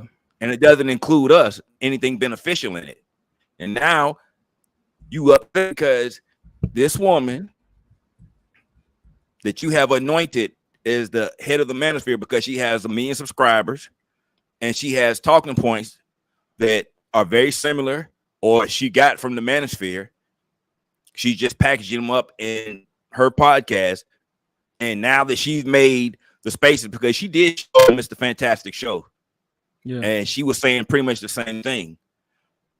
But I think really the underlying problem with all that is, and you hear guys talk about it. I've heard guys talk about it on their podcast. Maybe BGS, I heard him mention it. When you're talking about white supremacy, that's supposedly white men and black women. And the oppressor side of that white supremacy is supposed to be black men and white women. So if you have a white woman that's advocating for black men, and that threats black woman's status to be insane. And the people that make money off of her wanting to be insane. But let's be honest, Chris. Come on, man. Is this really going to stop us from leaving the community? Shit, I've been left the community. Okay, then. So who are you talking to? Because more and more men are waking up about the lies that we've been told. Dude, this is the same thing with Trump. If you want to talk about what's going on with Pearly, it's the same thing with Trump. Trump was a Democrat for the longest time. And if you listen to Judge Joe Brown, he funded both of the campaigns for Reverend Jesse Jackson. Yeah. He put a lot of money in the community. Everybody was making rap songs talking about being Donald Trump and wanting to emulate him. Yeah. But as soon as he got the Republican nomination, oh, he was a racist. Oh, he said a couple of things racist. Wait a minute. He wasn't racist when he was putting money in your pocket for the last 30 years. You had Oprah. She was hugged up all up on him. Oh, excuse me, Okra. Let me rephrase that. You know what I'm saying? Hugged up all on it. There's photos, pictures of him with all these black celebrities shaking hands. Al Sharpton. Yeah. But now all of a sudden he becomes the president. He's racist. Simps. It's the same thing. To me, I think it's the same thing with her. She's been out here advocating for black men. Now all of a sudden she has a conversation with this gentleman and she misconstrued something. Or maybe she said it in one context, but it came out another way, and she apologized for it. Okay, move on. Quit being so damn butthurt about racism. You worried so much about racism, but you ain't worried about the black people that are dying, they're killing from all these shootings and stuff. So miss me with that. Like I said, she ain't even like. I didn't hear nothing out of the way from what she said. You know, as I listened to it, I wanted to try to get the raw version, you know, without the BGS commentary, but I think she took it down off of Rumble because that's where it was at. It was on Rumble. And even in that, from what I've heard and I listened to it, I just was like, I didn't hear anything that would, you know, say that Pearl has, you know, somehow started saying some or co-signed some racist stuff. And, you know, and now we need to be wary of Pearl because she used us and turned us away, or now she's dunking on black men and doesn't really care about y'all. And you know, this dude Jason Black, man, he's on one. He's just trying to rile up people emotionally with the racism arguments and shit. That shit is dead, bro. We're not going for that no more. It's dead. Yeah, it's dead. The red and the black and the green. If you so pro-black, then you need to go in Africa. Facts. Not Los Angeles. Facts. That's what I'm saying. That's why I don't really entertain a lot of these dudes, because if you were so pro-black, then be pro-black in Africa. That's as black as you can get. Blackity black. But they hate you're on not us there. for traveling. They hate on us Right, for right, traveling, but they're right, pro-black. right. Right. You can't be any pro-blacker. That's why I say, man, some of these guys, I think they do this so they can put money in their pockets. They have to keep the argument going. They have to have these conversations to keep the money rolling in, because you're going to have people that want to hear that. Like, they're addicted to drama. They'll pay for drama, and this is drama. Yeah. Because all of the people that are talking about pro-black this and pro-black that, but they never talk about what black men are going to benefit from all this pro-blackness. Oh, well, there aren't any benefits for us, but we want you to come in and get in the work so that somebody else can get the benefit.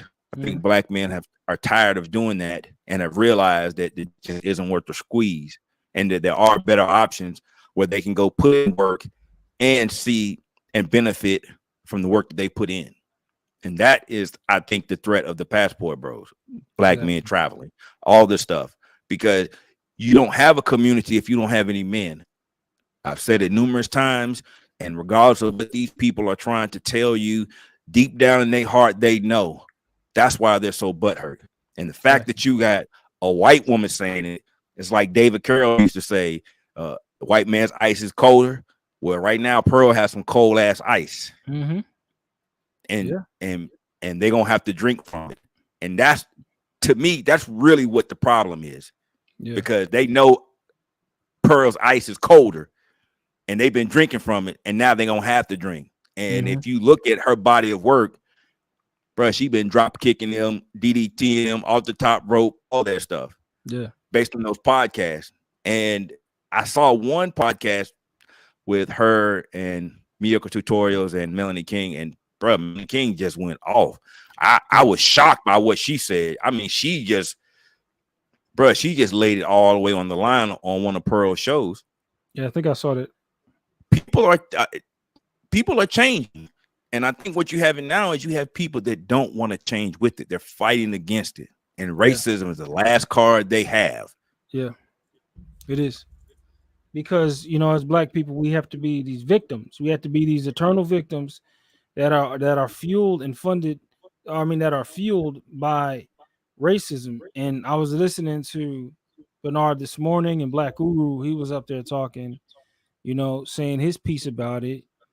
And a lot of the things that he was making, because he was advocating for white supremacy, is holding us back. Of course, the Negro trope of the fucking, ever since we got out of chains, has been white supremacy, white man holding us back. And then when you try to pin it down and ask them how and in what way, it's this weird shifting of the goalposts argument that starts to happen, where it's white people, but then it'll be the kid who grows up in a certain part of the hood. His IQ is great. He's a genius. He could be the next Elon, but because of white supremacy, he won't never have the same opportunities. And it's just like, wait a minute, if he's as smart as an Elon or whatever, him not getting to certain high points is not going to be a result of white supremacy. And then he started talking about how, somebody got up there and said that, oh, well, I grew up and I went to a math camp and I did this and I did that.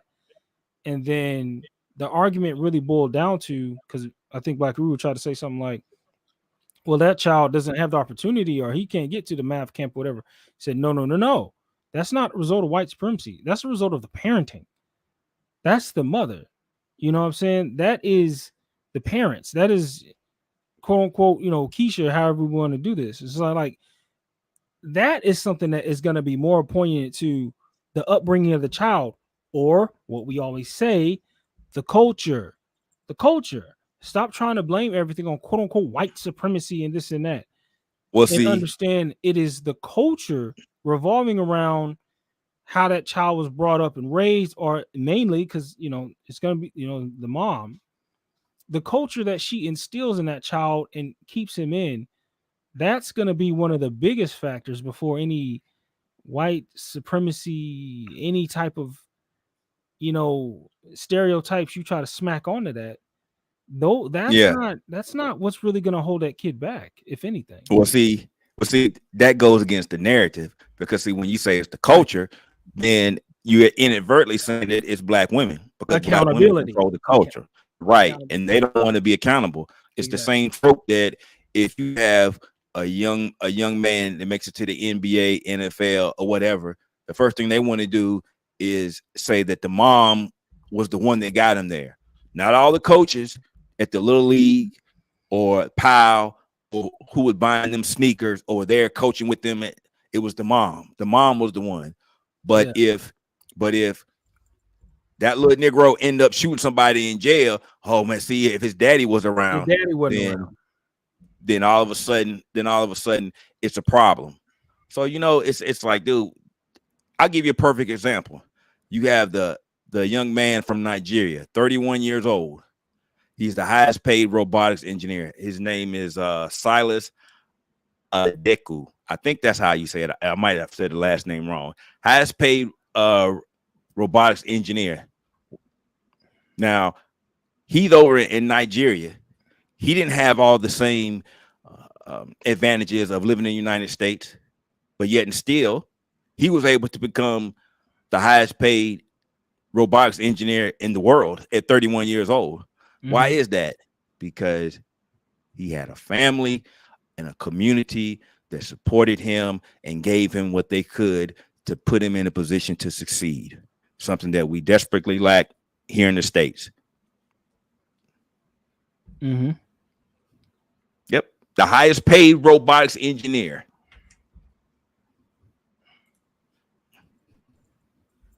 Yeah.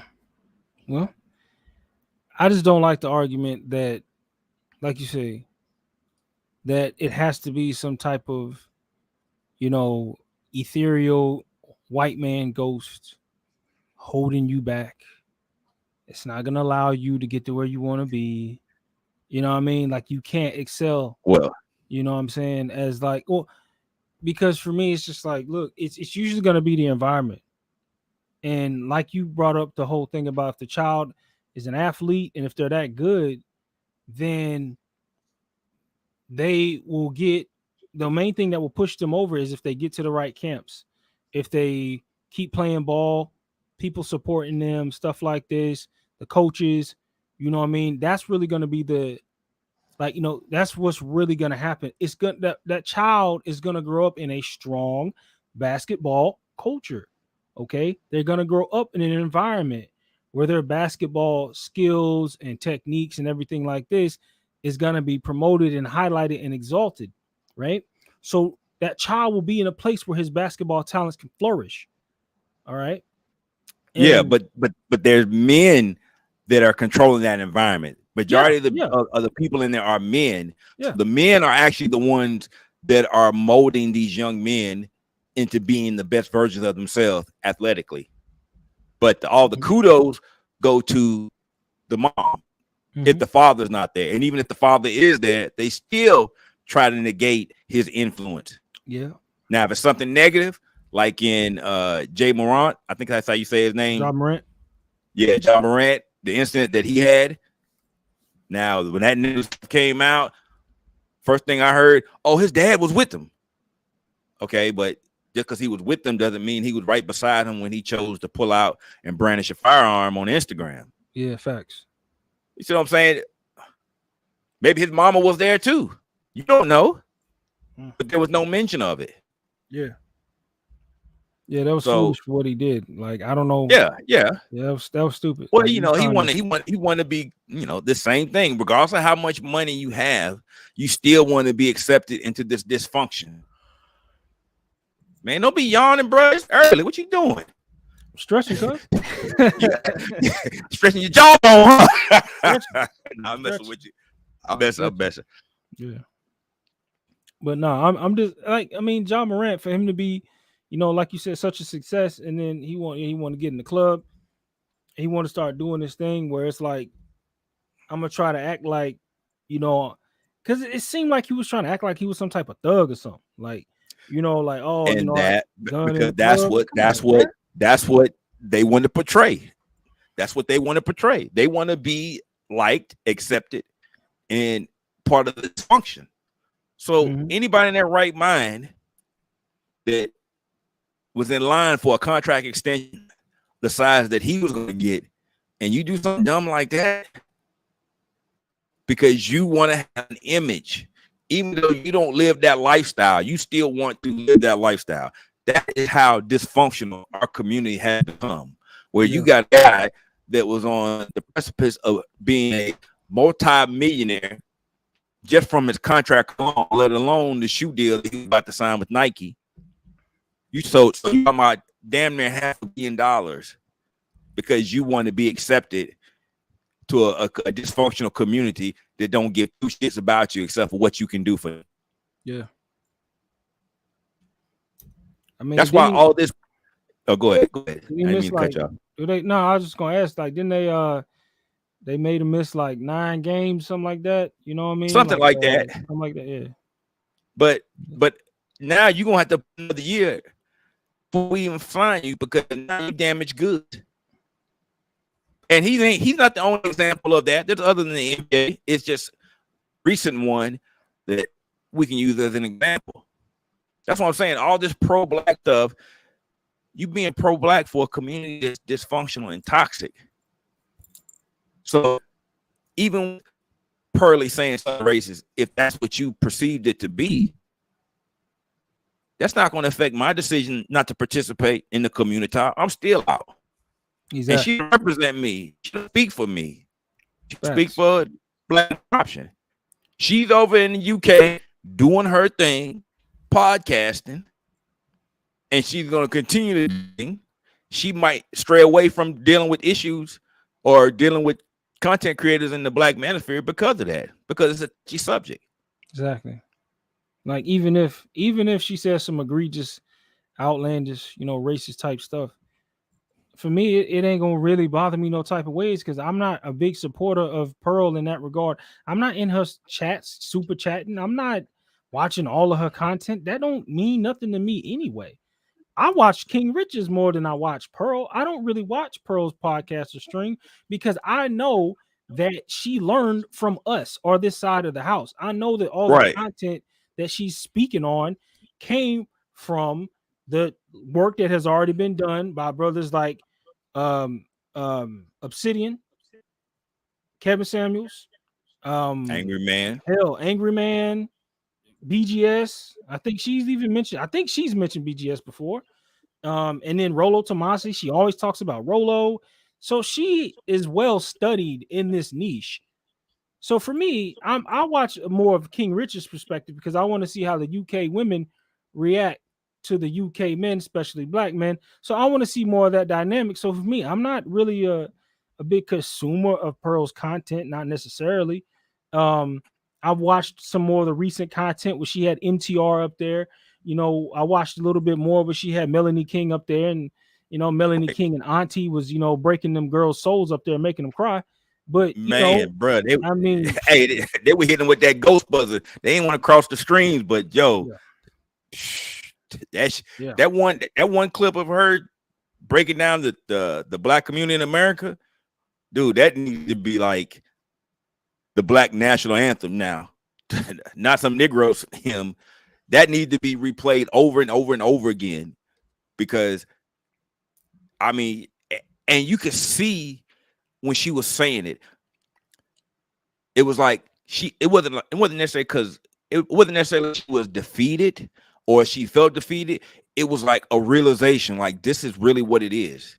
Yeah. And me as a black woman that lives in that community, I have to say it out loud. And it's different saying something to yourself versus saying it out loud and having to acknowledge it. And you could just see her face. She was sincere, but at the same time, she knew that meant that the black community in America is probably over with. Well, like I've said before many times, the community as we know it is we could say over with. It's shifting. Everything is shifting. It's moving around. You have, like I said, you have a brain drain. You have, black men of, higher status or who can do so are moving around, going to different places, countries, and they're making that bridge between Black America and we'll say Asia or South America or things like this, to where that pipeline is about to be more wide open than it's ever been, because now it's trendy. Yes. And even Black men who decide to stay, your SYSBM brothers are now, because it's more of a thing. They are more so, I guess we could say, dating out with no shame, because I guess some brothers will feel shamed by it. But now more and more brothers are starting to disregard the opinions of those who are trying to tell them, oh, well, you should not be dating out. That is not that is exactly the type of mindset that has kept many brothers shackled, is because they didn't see how bad it was. They didn't understand how much they was lacking in these streets, how much they were losing. They didn't understand how much of what they were being told was holding them back from being strong, proper men, and not understanding that the things that you were being told was keeping you in a losing battle with other races of men, which is why they will look at you from a subservient or a weak position, because you are subservient to your woman. You exalt your woman over you. How many of us has seen those paintings or those pictures where you got the Black man holding up the globe, and on top of it, his Black woman is standing on it? You know what I'm saying? Yeah. Holding up her and the world. You know what I'm saying? Yeah. That is the mentality that brothers have been under for so many years, and we thought that we had to be these sacrificial lambs and these supermen for these women that we weren't getting much in return for, or as of late, because at an older time or a time before, it was more reciprocal. But now with the advent of social media and the way things have kicked off, you see that more of these ladies, they are disregarding more so the average guys, and they're moving their focus on more of a higher 10%, 8%, 5% quality type dudes, and don't even know how to deal with those guys, because majority of them are just chasing a lifestyle. That's majority. Well, that's fine. But that's fine. That's that's fine. That's their prerogative. Yeah. They have freedom of choice to Yep. pursue life, liberty, and pursuit of happiness. Mm-hmm. But if you don't receive the happiness that you pursue, doesn't mean that I'm going to sit around and wait for you. See, that's the other part. See, they've been able to do those things and then have the cleanup man at the end. But the cleanup man is no longer there anymore. And now they have to make a choice, where you have the ones that have already made their choice. They didn't have the foresight to see what was happening. They were leaving. They always thought men were going to be here. They always thought men were going to be cajoled and controlled, so they would always have the upper hand. Yeah. Well, now the current situation of our country and the world, for that matter, has changed. We are on a global market. That comes to dating and mating. And you never thought that those men that you didn't want, you would have to cook for. Mm-hmm. And the economic conditions. Oh, I'm a PhD. Well, yeah, that's great. You a PhD, but the jobs aren't in PhDs. Mm-hmm. The jobs are in construction. The jobs are in STEM. So if your PhD is not in STEM, then it ain't worth nothing. Yeah. And that's what you're starting to find out. And a lot of these boss chicks and bad bitches and all this other stuff, you've been led astray because you let your feelings control your actions.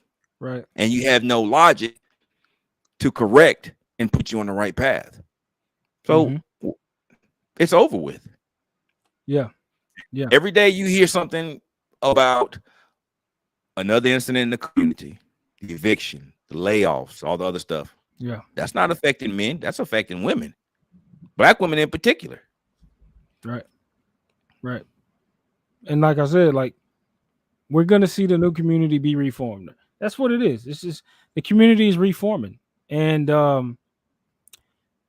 I've made comments like these before, but I think that people who are representing the old guard, y'all just going to have to get over it, because your inner racism is showing. It's more so because you understand how these people, to me, pro-blacks, a lot of them are almost like the opposite side of the coin from a lot of these white races, because interestingly enough, a lot of their talking points relate as far as you only should date over here.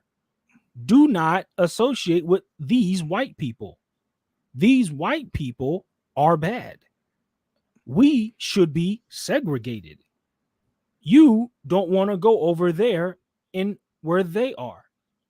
A lot of those old narratives have now dissolved, been destroyed, because it's not just because the person's white.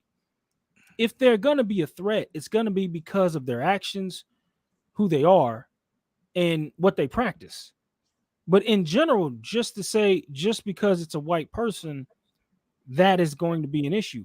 That is the perspective of a pro-black. Because I think I've said this before on the mic. That teaching does not save black folks. That teaching saves white folks. Telling black men not to put seed in anything other than black saves, or it stops that other race from being more black. Okay? So a white supremacist narrative like that is exactly what they would want. They don't want you dealing with other races of women. They want all you Negroes to stay in one area. And then you have these pro-blacks who beg for that type of environment. That, oh, we need to build our own nation and all these other things, where it's just like, if you really want to try to find a quote unquote black nation, your best bet is going to be to go back to Africa and build what's there over in different countries like Ghana and whatnot. But to try to say that over here in America, don't do this because that's racist. Oh, this and that's racist. It's like you're afraid. And I said it on my last panel, and I stand by on my last show. A lot of you niggas are scared of white folks. Okay. A lot of you niggas who ain't been nowhere, haven't been in the military, have never had to go outside of your street or never been outside of your city. You're afraid of white folks because you think every white person is the devil, and you don't know how to network with people that don't look like you. That links to your socially awkwardness, if you will. That not knowing how to properly communicate. Go ahead. Dude, yeah, that whole narrative that all white folks are bad is just false. You know, let's talk about the content of your character, because I've had white folks treat me better than some black folks to this day. Yeah, people that look like you, people that have the same skin color, supposed to have the same background. We're supposed to be red, black, and green, pro-black, boogity, black to Africa. But at the same time, they're the first ones to stab you in the back. Whereas you have somebody that's white that's willing to help you succeed and willing to genuinely help you and show you the way. You know, it's more of how you treat me. But you have a lot of black people that are stuck on stupid because that's what they've been programmed. That's the only record that they've heard. Oh, white people are racist. Oh, white people don't let you succeed. Hold up, Negro. Ain't you driving a Benz? Ain't you got a Beamer? Ain't you got a 4-bedroom, 3-bath, 2-car garage house? Don't you work in corporate? Yeah. So how's white folks stopping you from getting all this stuff that you got? Exactly. Oh, well, they still holding me down. But you traveling. You going to the store. You buying all the fresh J's. So he ain't stopping you from living the life you want to live, getting the things that you want to get. Yeah. So if you really wanted to build a community, you could do it, but you don't want to. You just want to talk. So that's why I say I don't really listen to them. It's not really anything that's going to promote what they say. It's just them talking to keep you entranced and keep you on the plantation. Yeah. Well, and that's why the concept of the red pill is very telling, because it does emancipate you from that mindset. And it was okay when it was a small segment, but you having more and more black men that are waking up. And that's a threat to their bottom line. Like I said, I don't really get too much into a lot of the things that are going on in the manosphere, YouTube. I stick more to a lot of the stock stuff and more of the educational stuff. Yeah. But it's interesting to see how things have evolved. The people that started Manosphere 2.0 have evolved, and how now that we have a voice, that there has been a constant barrage of attacks coming from different directions. And she's just the latest in the line of attacks. Yeah. We'll weather that and we'll keep on. Yeah. Remember what I told you? This passport bro stuff is going to die down. And you're starting to see that, because you can't change the argument. The fundamental argument is that how come you as black women here in America aren't the best option for us? Mm-hmm. And you answer that question because you don't want to be. So now a contingent of black men have said, okay, I'm going to explore my options overseas. Yep. Well, you go and be broke and dusty and all the other things that we're going to say derogatory about you that we think represents you. Yeah. But hold up. Wait a minute. What's this picture over here with this brown round bunda on the beach? Oh, wait a minute. But yeah, you with her? Yeah. Oh, wait a minute. Or let me be over here in the Uzbekistan or Poland or someplace. Uh-huh. And you got a snow bunny with a bubble. Well, now it's a problem. Because you're not supposed to be with those type of women, because we have deemed you to be unworthy of that type of beauty, that type of treatment. Lame. Yeah, you lame. You ain't Yeah, supposed you to lame, have you that. cornball. Okay, well, You cornball. but you don't hold, you have been able to hold all the cards, but now we don't reach out for the deck, sweetheart. And like you said last week, man, we got these big joker, little joker. to a spade. You about to run this Boston on your ass. Yeah, 10 and 200 on your ass. You ain't ready for that. You ain't ready for that. Yeah. So they ain't not ready. So No. yeah, I mean that's really what the state of it is right now. I mean, again, these are empty attacks again being lobbied over on the black manosphere side of the house, and the fallout, of course, of that bomb.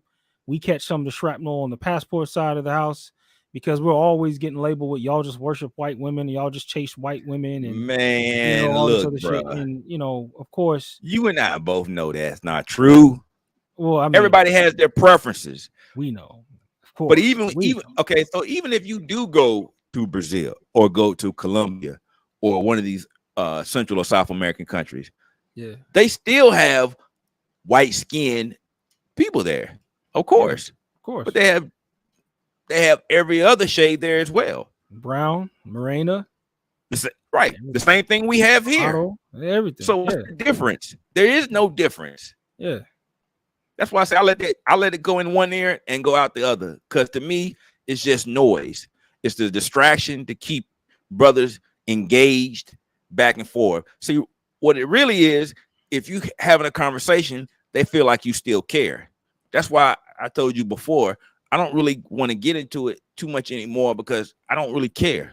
What I'm focused on is giving brothers education, options, and the ability to move to places that they may want to go to, and have a network of guys to help guide you there, instead of you just going out here and being a free agent and messing around and making mistakes. We want to speed up your pace and your transition, and because you're not going to change, bro. We've been having this same conversation for what, 60 years? Oh man, yeah, we've been up and down this road for many Aren't you years. tired of talking about it?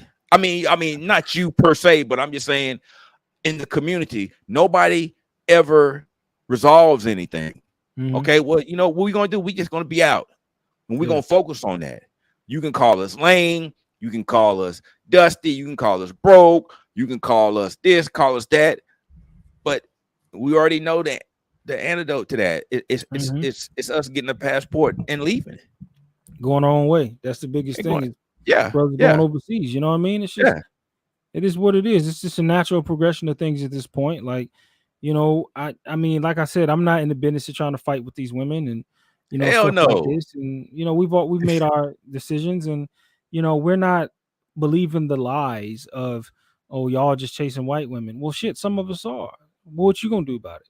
You know You what I mean? can't. Some brothers are looking to go over there, and they're more interested in Europe, you know, and stuff like this. And maybe they want them a German girl or Icelandic beauty. Maybe they are looking for Elsa. They want to find the Ice Queen. Maybe that's what they want. Yeah. You know what I mean? She's out That's there. your preference. That's Yeah. your option to choose. So that is Yeah. part of your pursuit of happiness. Indeed. So if that's what makes you happy, if you like it, I love it. I'm not knocking you. I'm more concerned with your overall happiness. Did that person make you feel happy and fulfilled? Mhm. Yes. Okay. Well, I'm happy for you. I don't care what she looks like. Right. As long as you happy, I'm happy for you. And that should be the sentiment around these streets. Mm-hmm.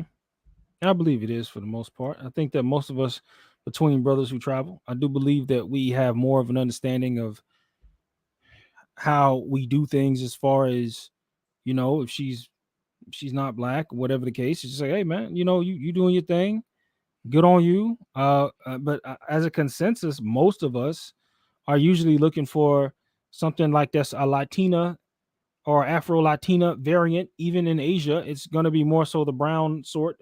You know, we generally don't stray too far from what is, you know, brown, a brown variant of something.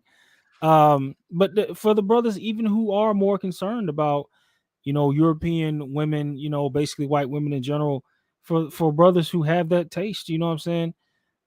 That's their prerogative. Like I said, I haven't Yeah. done my Europe tour yet, and I do plan to. And while I'm there, I will be sampling the local flavor, and I have no shame to say that. I'm gonna go see what's up with these Italian women and stuff like this.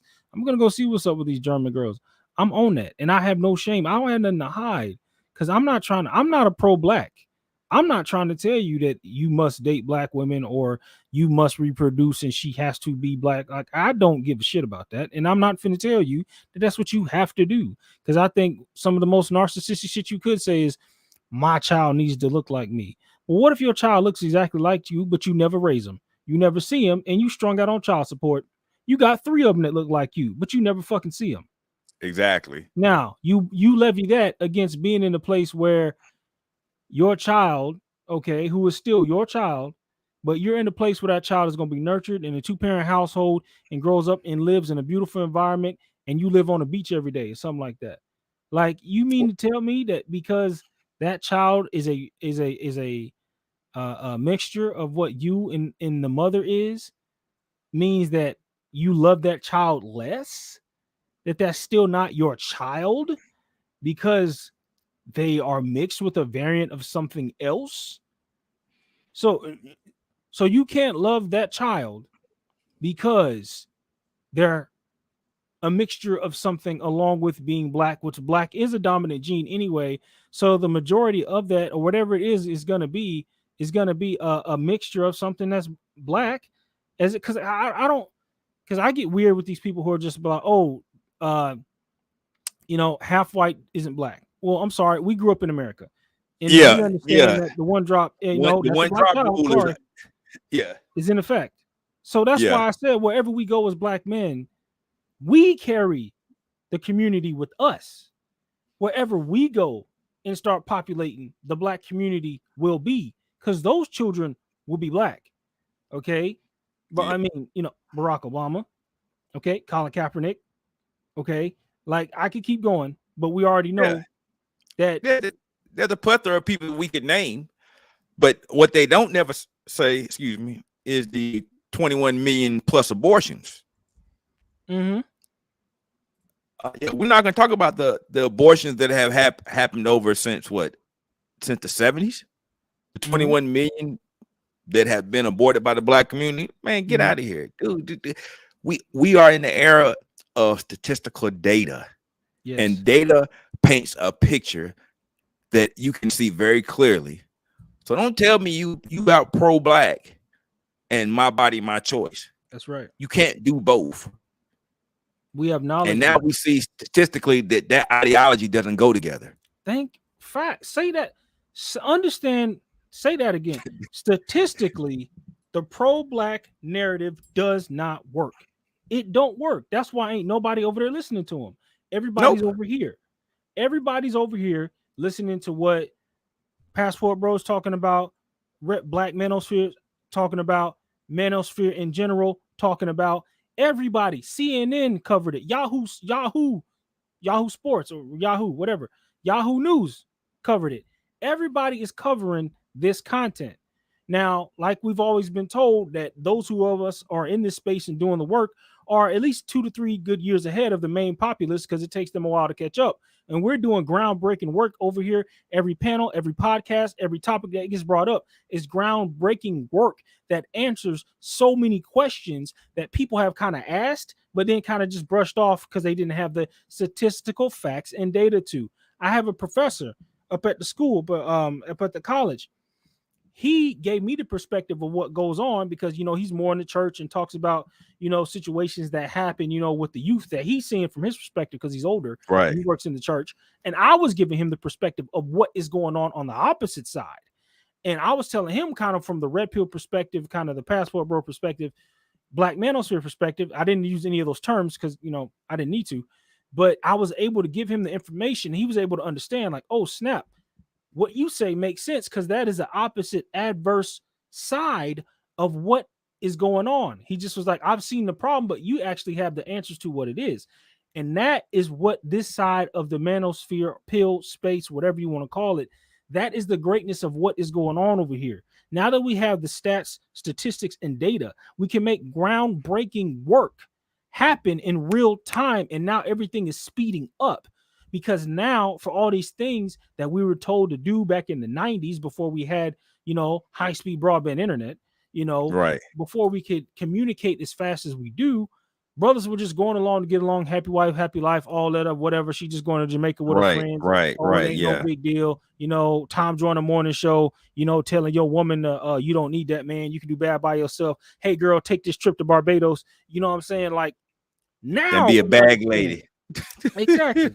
Now we understand the sinister the sinister narrative behind all the stuff that was going on between the brothers, you know, back in the 90s, back in the day, early 2000s and stuff like this, and especially brothers in the 80s. You know what I mean?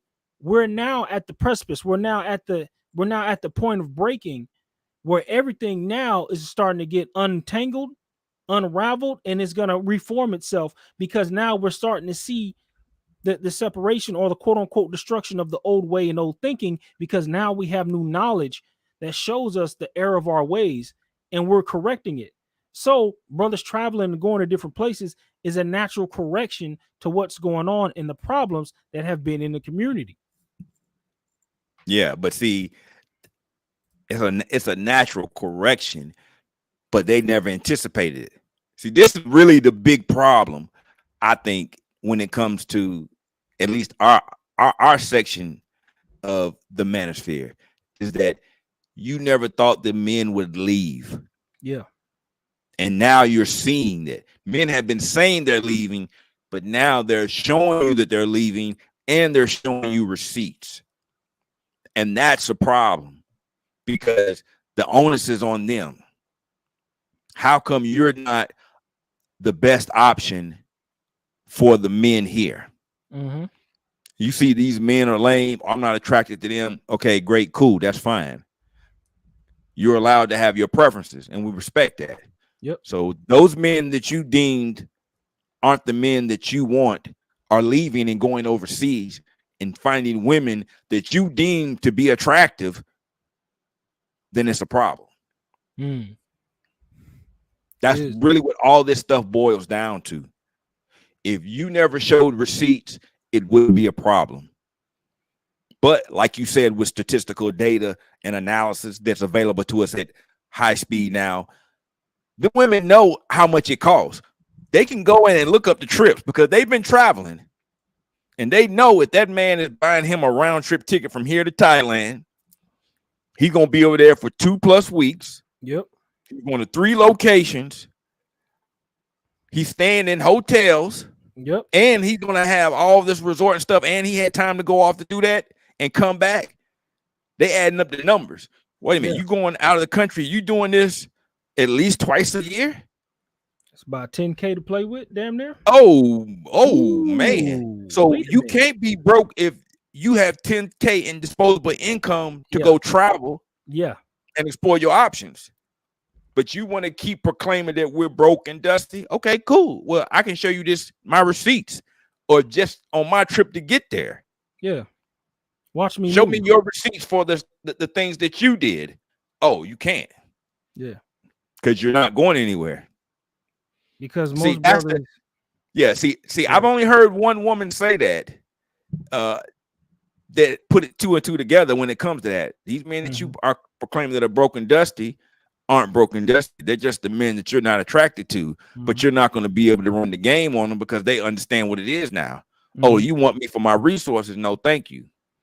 Because you can't hide that resentment, but for so long. And dudes are just like, I'm not even going to deal with you because you're intolerable. Look at the woman, basketball player from Memphis.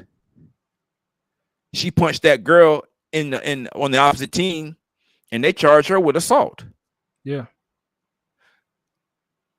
You're right. You're right. What I mean, really, you got emotional because you lost the game and you physically assaulted another player. Where's the sportsmanlike conduct in that game? And you think I want to be involved with you, knowing that you only want me for my resource, and you gonna treat me like shit, and have the upper hand on me because you can be the aggressor and the victim at the same time? No, thank you. I'm cool on that. Yeah. And brothers ain't going for it. They're not going for it. Simple as that. Yep. Simple as that. Brothers ain't going for it. Nope, we out. So, yeah. I mean, that's how I said all the racial narratives and all that other stuff. Like, dude, it's all a distraction. It is. Unless somebody's specifically trying to come against me because I'm black and stuff like this, then I'll deal with it then. But other than that, I'm not gonna let it stop me, because the thing is, like, when we out here moving, traveling, doing our thing, broke people can't travel. Like, you know what I'm saying? The average dude is not flying Spirit. You know, that's not a general travel bro. That is not. Oh, let me run Spirit and this and that. Like, that's not how we move. And I'm sorry, but I don't even know why that clown decided to broadcast it to the world. Like, family, you know the climate we are in. First of all, that's how you know he's not a travel bro. But you understand, like, that's not the climate. Now is not the climate for you to be out here doing some foolishness while you traveling and then posting it up online, because you got snakes in the grass waiting to bite. They don't care. You know, that's why you have to differentiate and let people know that who that person is. It's like, yo, that dude is not associated with us. Yeah. He chose to jump on a bandwagon for clout chasing and ran someplace and put himself in a position where he missed the airplane. Yeah. Not being responsible. He missed the airplane, and then he got online to beg for it. Do you think he cared about that? No. Why? Because people go and GoFundMe all the time. Yeah. And that's a shame. Simps, blue-pilled, beta mentality. Instead of you putting yourself in a position to take care of something, not having an additional $100 or $200 to get you back home, or even an emergency credit card or debit card or something. Yeah. So that dude don't represent us, and you can't associate with us, not nay time. Anybody that claimed that dude, you're an idiot. Yeah. And he's an idiot for putting himself out there. But that's why I told you, you don't need to have a leader, because only thing they want to do is have something they can attach to you to shoot you and to down you. Yeah. Yeah. And they can continue. I mean, we understand that these, you know, they're gonna continue to lobby things at us. They're gonna continue to try to come at us with the criticisms and stuff like this. Like, you know, we get this. You know what I mean? We're built for this. We understand what it is. We know. You know, we've been, ever since brothers have been moving around traveling, and of course ever since, you know, the Black Manosphere, you know, respectively, has been doing its thing with building and stuff like this. You know, we understand that there's always going to be naysayers, detractors, people going to try to make a spectacle out of nothing. Like I said, Pearly didn't even really say anything that warranted, you know, the block to be on fire now, because she's just staunch racist. You know what I mean? And like even BGS in his podcast was saying, for those of you who are just so spooked just because, you know, she's sitting across from someone who is basically confirmed, I guess we could call racist and stuff like this. Like, it's called studying your enemy. And Jason Black himself, while he was doing his documentaries, had certain white supremacist dudes in his house. So I don't want to hear this advent of, oh, we all need to be scared because, oh, he's a racist now. He's gonna kill us if we look in his eyes. Like, what? You country bumpkin niggas, I swear to God. And my folks from Mississippi, so that's saying a lot. Like, I'm trying to tell you, like, that's some of the stuff that it irks me how ignorant niggas can be. And this is one of those times where half the people didn't even really get to try to even go for the full interview. They didn't even try to get in, you know, the idea of what's really going on. They don't care.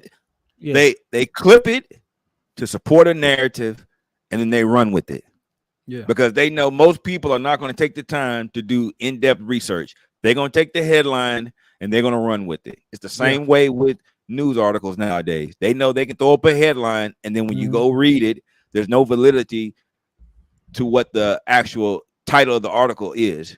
It's like, yo, this article doesn't talk about what you titled it. It's like, but most people don't read anything but the article, and most people are charged by a thumbnail or the title instead of listening to the entirety, and they're not going to do anything to jeopardize their narrative because it messes with their bottom line.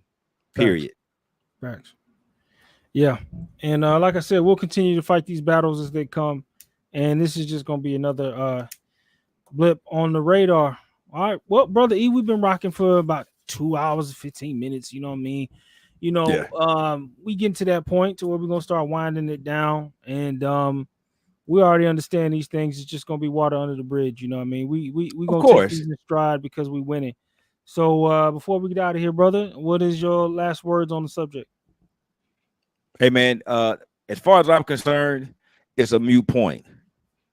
If the woman did something wrong, she already has apologized. Yeah. And if you didn't hear it, there's supposed to be a replay, or she's supposed to come on Obsidian Show tomorrow at 4 p.m. Eastern Standard or Eastern Daylight Time. Okay. That I did hear before I got into the gym. Okay. But I'm gonna check that out. But it's as far as it affecting us, has no effect. If you're going to try to hold her to some standard and make her the alleged leader of the Black Manosphere, I have her yet to accept the title. So don't be focused on what the color of the person's skin is. Focus on the context of the message that they're speaking, because that's what they want to shut down and what they want to stop. That's all I got. That's all I got for you, Chris. For sure. All right. So, show tomorrow, Black Man's Options channel. Show tomorrow. Interesting thing. There was a discussion about making purchases, becoming a resident, and doing other things pertaining to life, transitioning to life in Brazil. So we're going to talk about that tomorrow, and we're going to have the ghost come up and explain exactly what's being said, because there's been a lot of misinformation that's being spewed out here about CPFs and what you can and can't do with it. So, okay. All right, man. Well, like y'all already know, we will be wrapping up tomorrow on Black Man's Options YouTube channel. We'll be over there with the other members of BMO. Shout out to the BMO family. Shout out to you, Prez. Appreciate you for coming up as well. Appreciate Jamel for working in the background. You know what I'm saying? Supporting my channel as well as the Black Man's Options channel. So big shout out to both of y'all, and thanks, brother, for coming, man. Appreciate you. All right, man. Bro. All right, man. We'll see you tomorrow night, brother. All right, bro. Appreciate you. Later. Yeah, man. Yeah, man. So, we will slow things down over here. So, I appreciate you guys for joining, man. Appreciate y'all for stopping by. Appreciate y'all for coming in. Hit the like on your way out. If you have not, go ahead and subscribe. If you have not, you know, this subject and subject like these, man, you know, it's just, people are going to try to find something to make a big deal about. Everybody wants a piece of the pie of what's going on with the Black Manosphere, of what's going on with Brothers Who Travel, of what's going on with the whole movement. I think that for brothers who are tired of this stuff, man, just ignore it, bro. Because at this point, we know what it is. We know that a lot of the attacks have no weight. You know what I mean? If you haven't got your passport, go ahead and get your passport, man. You know what I mean? Traveling is in full effect right now. And we are not allowing people in their empty arguments stop us from moving. Brothers have been traveling way too long to let some petty stuff like, oh, well, y'all are just following white women, or you have a white woman leading the Black Manosphere. Like, y'all, this stuff is garbage, man. It's, these threats are empty. These comments, the things that these guys are saying on these channels are empty. But hey, they want to make content, and like I already said, they want to shoot at us, we shoot back. It is what it is. So appreciate you guys for joining. Like, comment, subscribe down in the bottom. And with that being said, we're gonna go ahead and get out of here. Peace.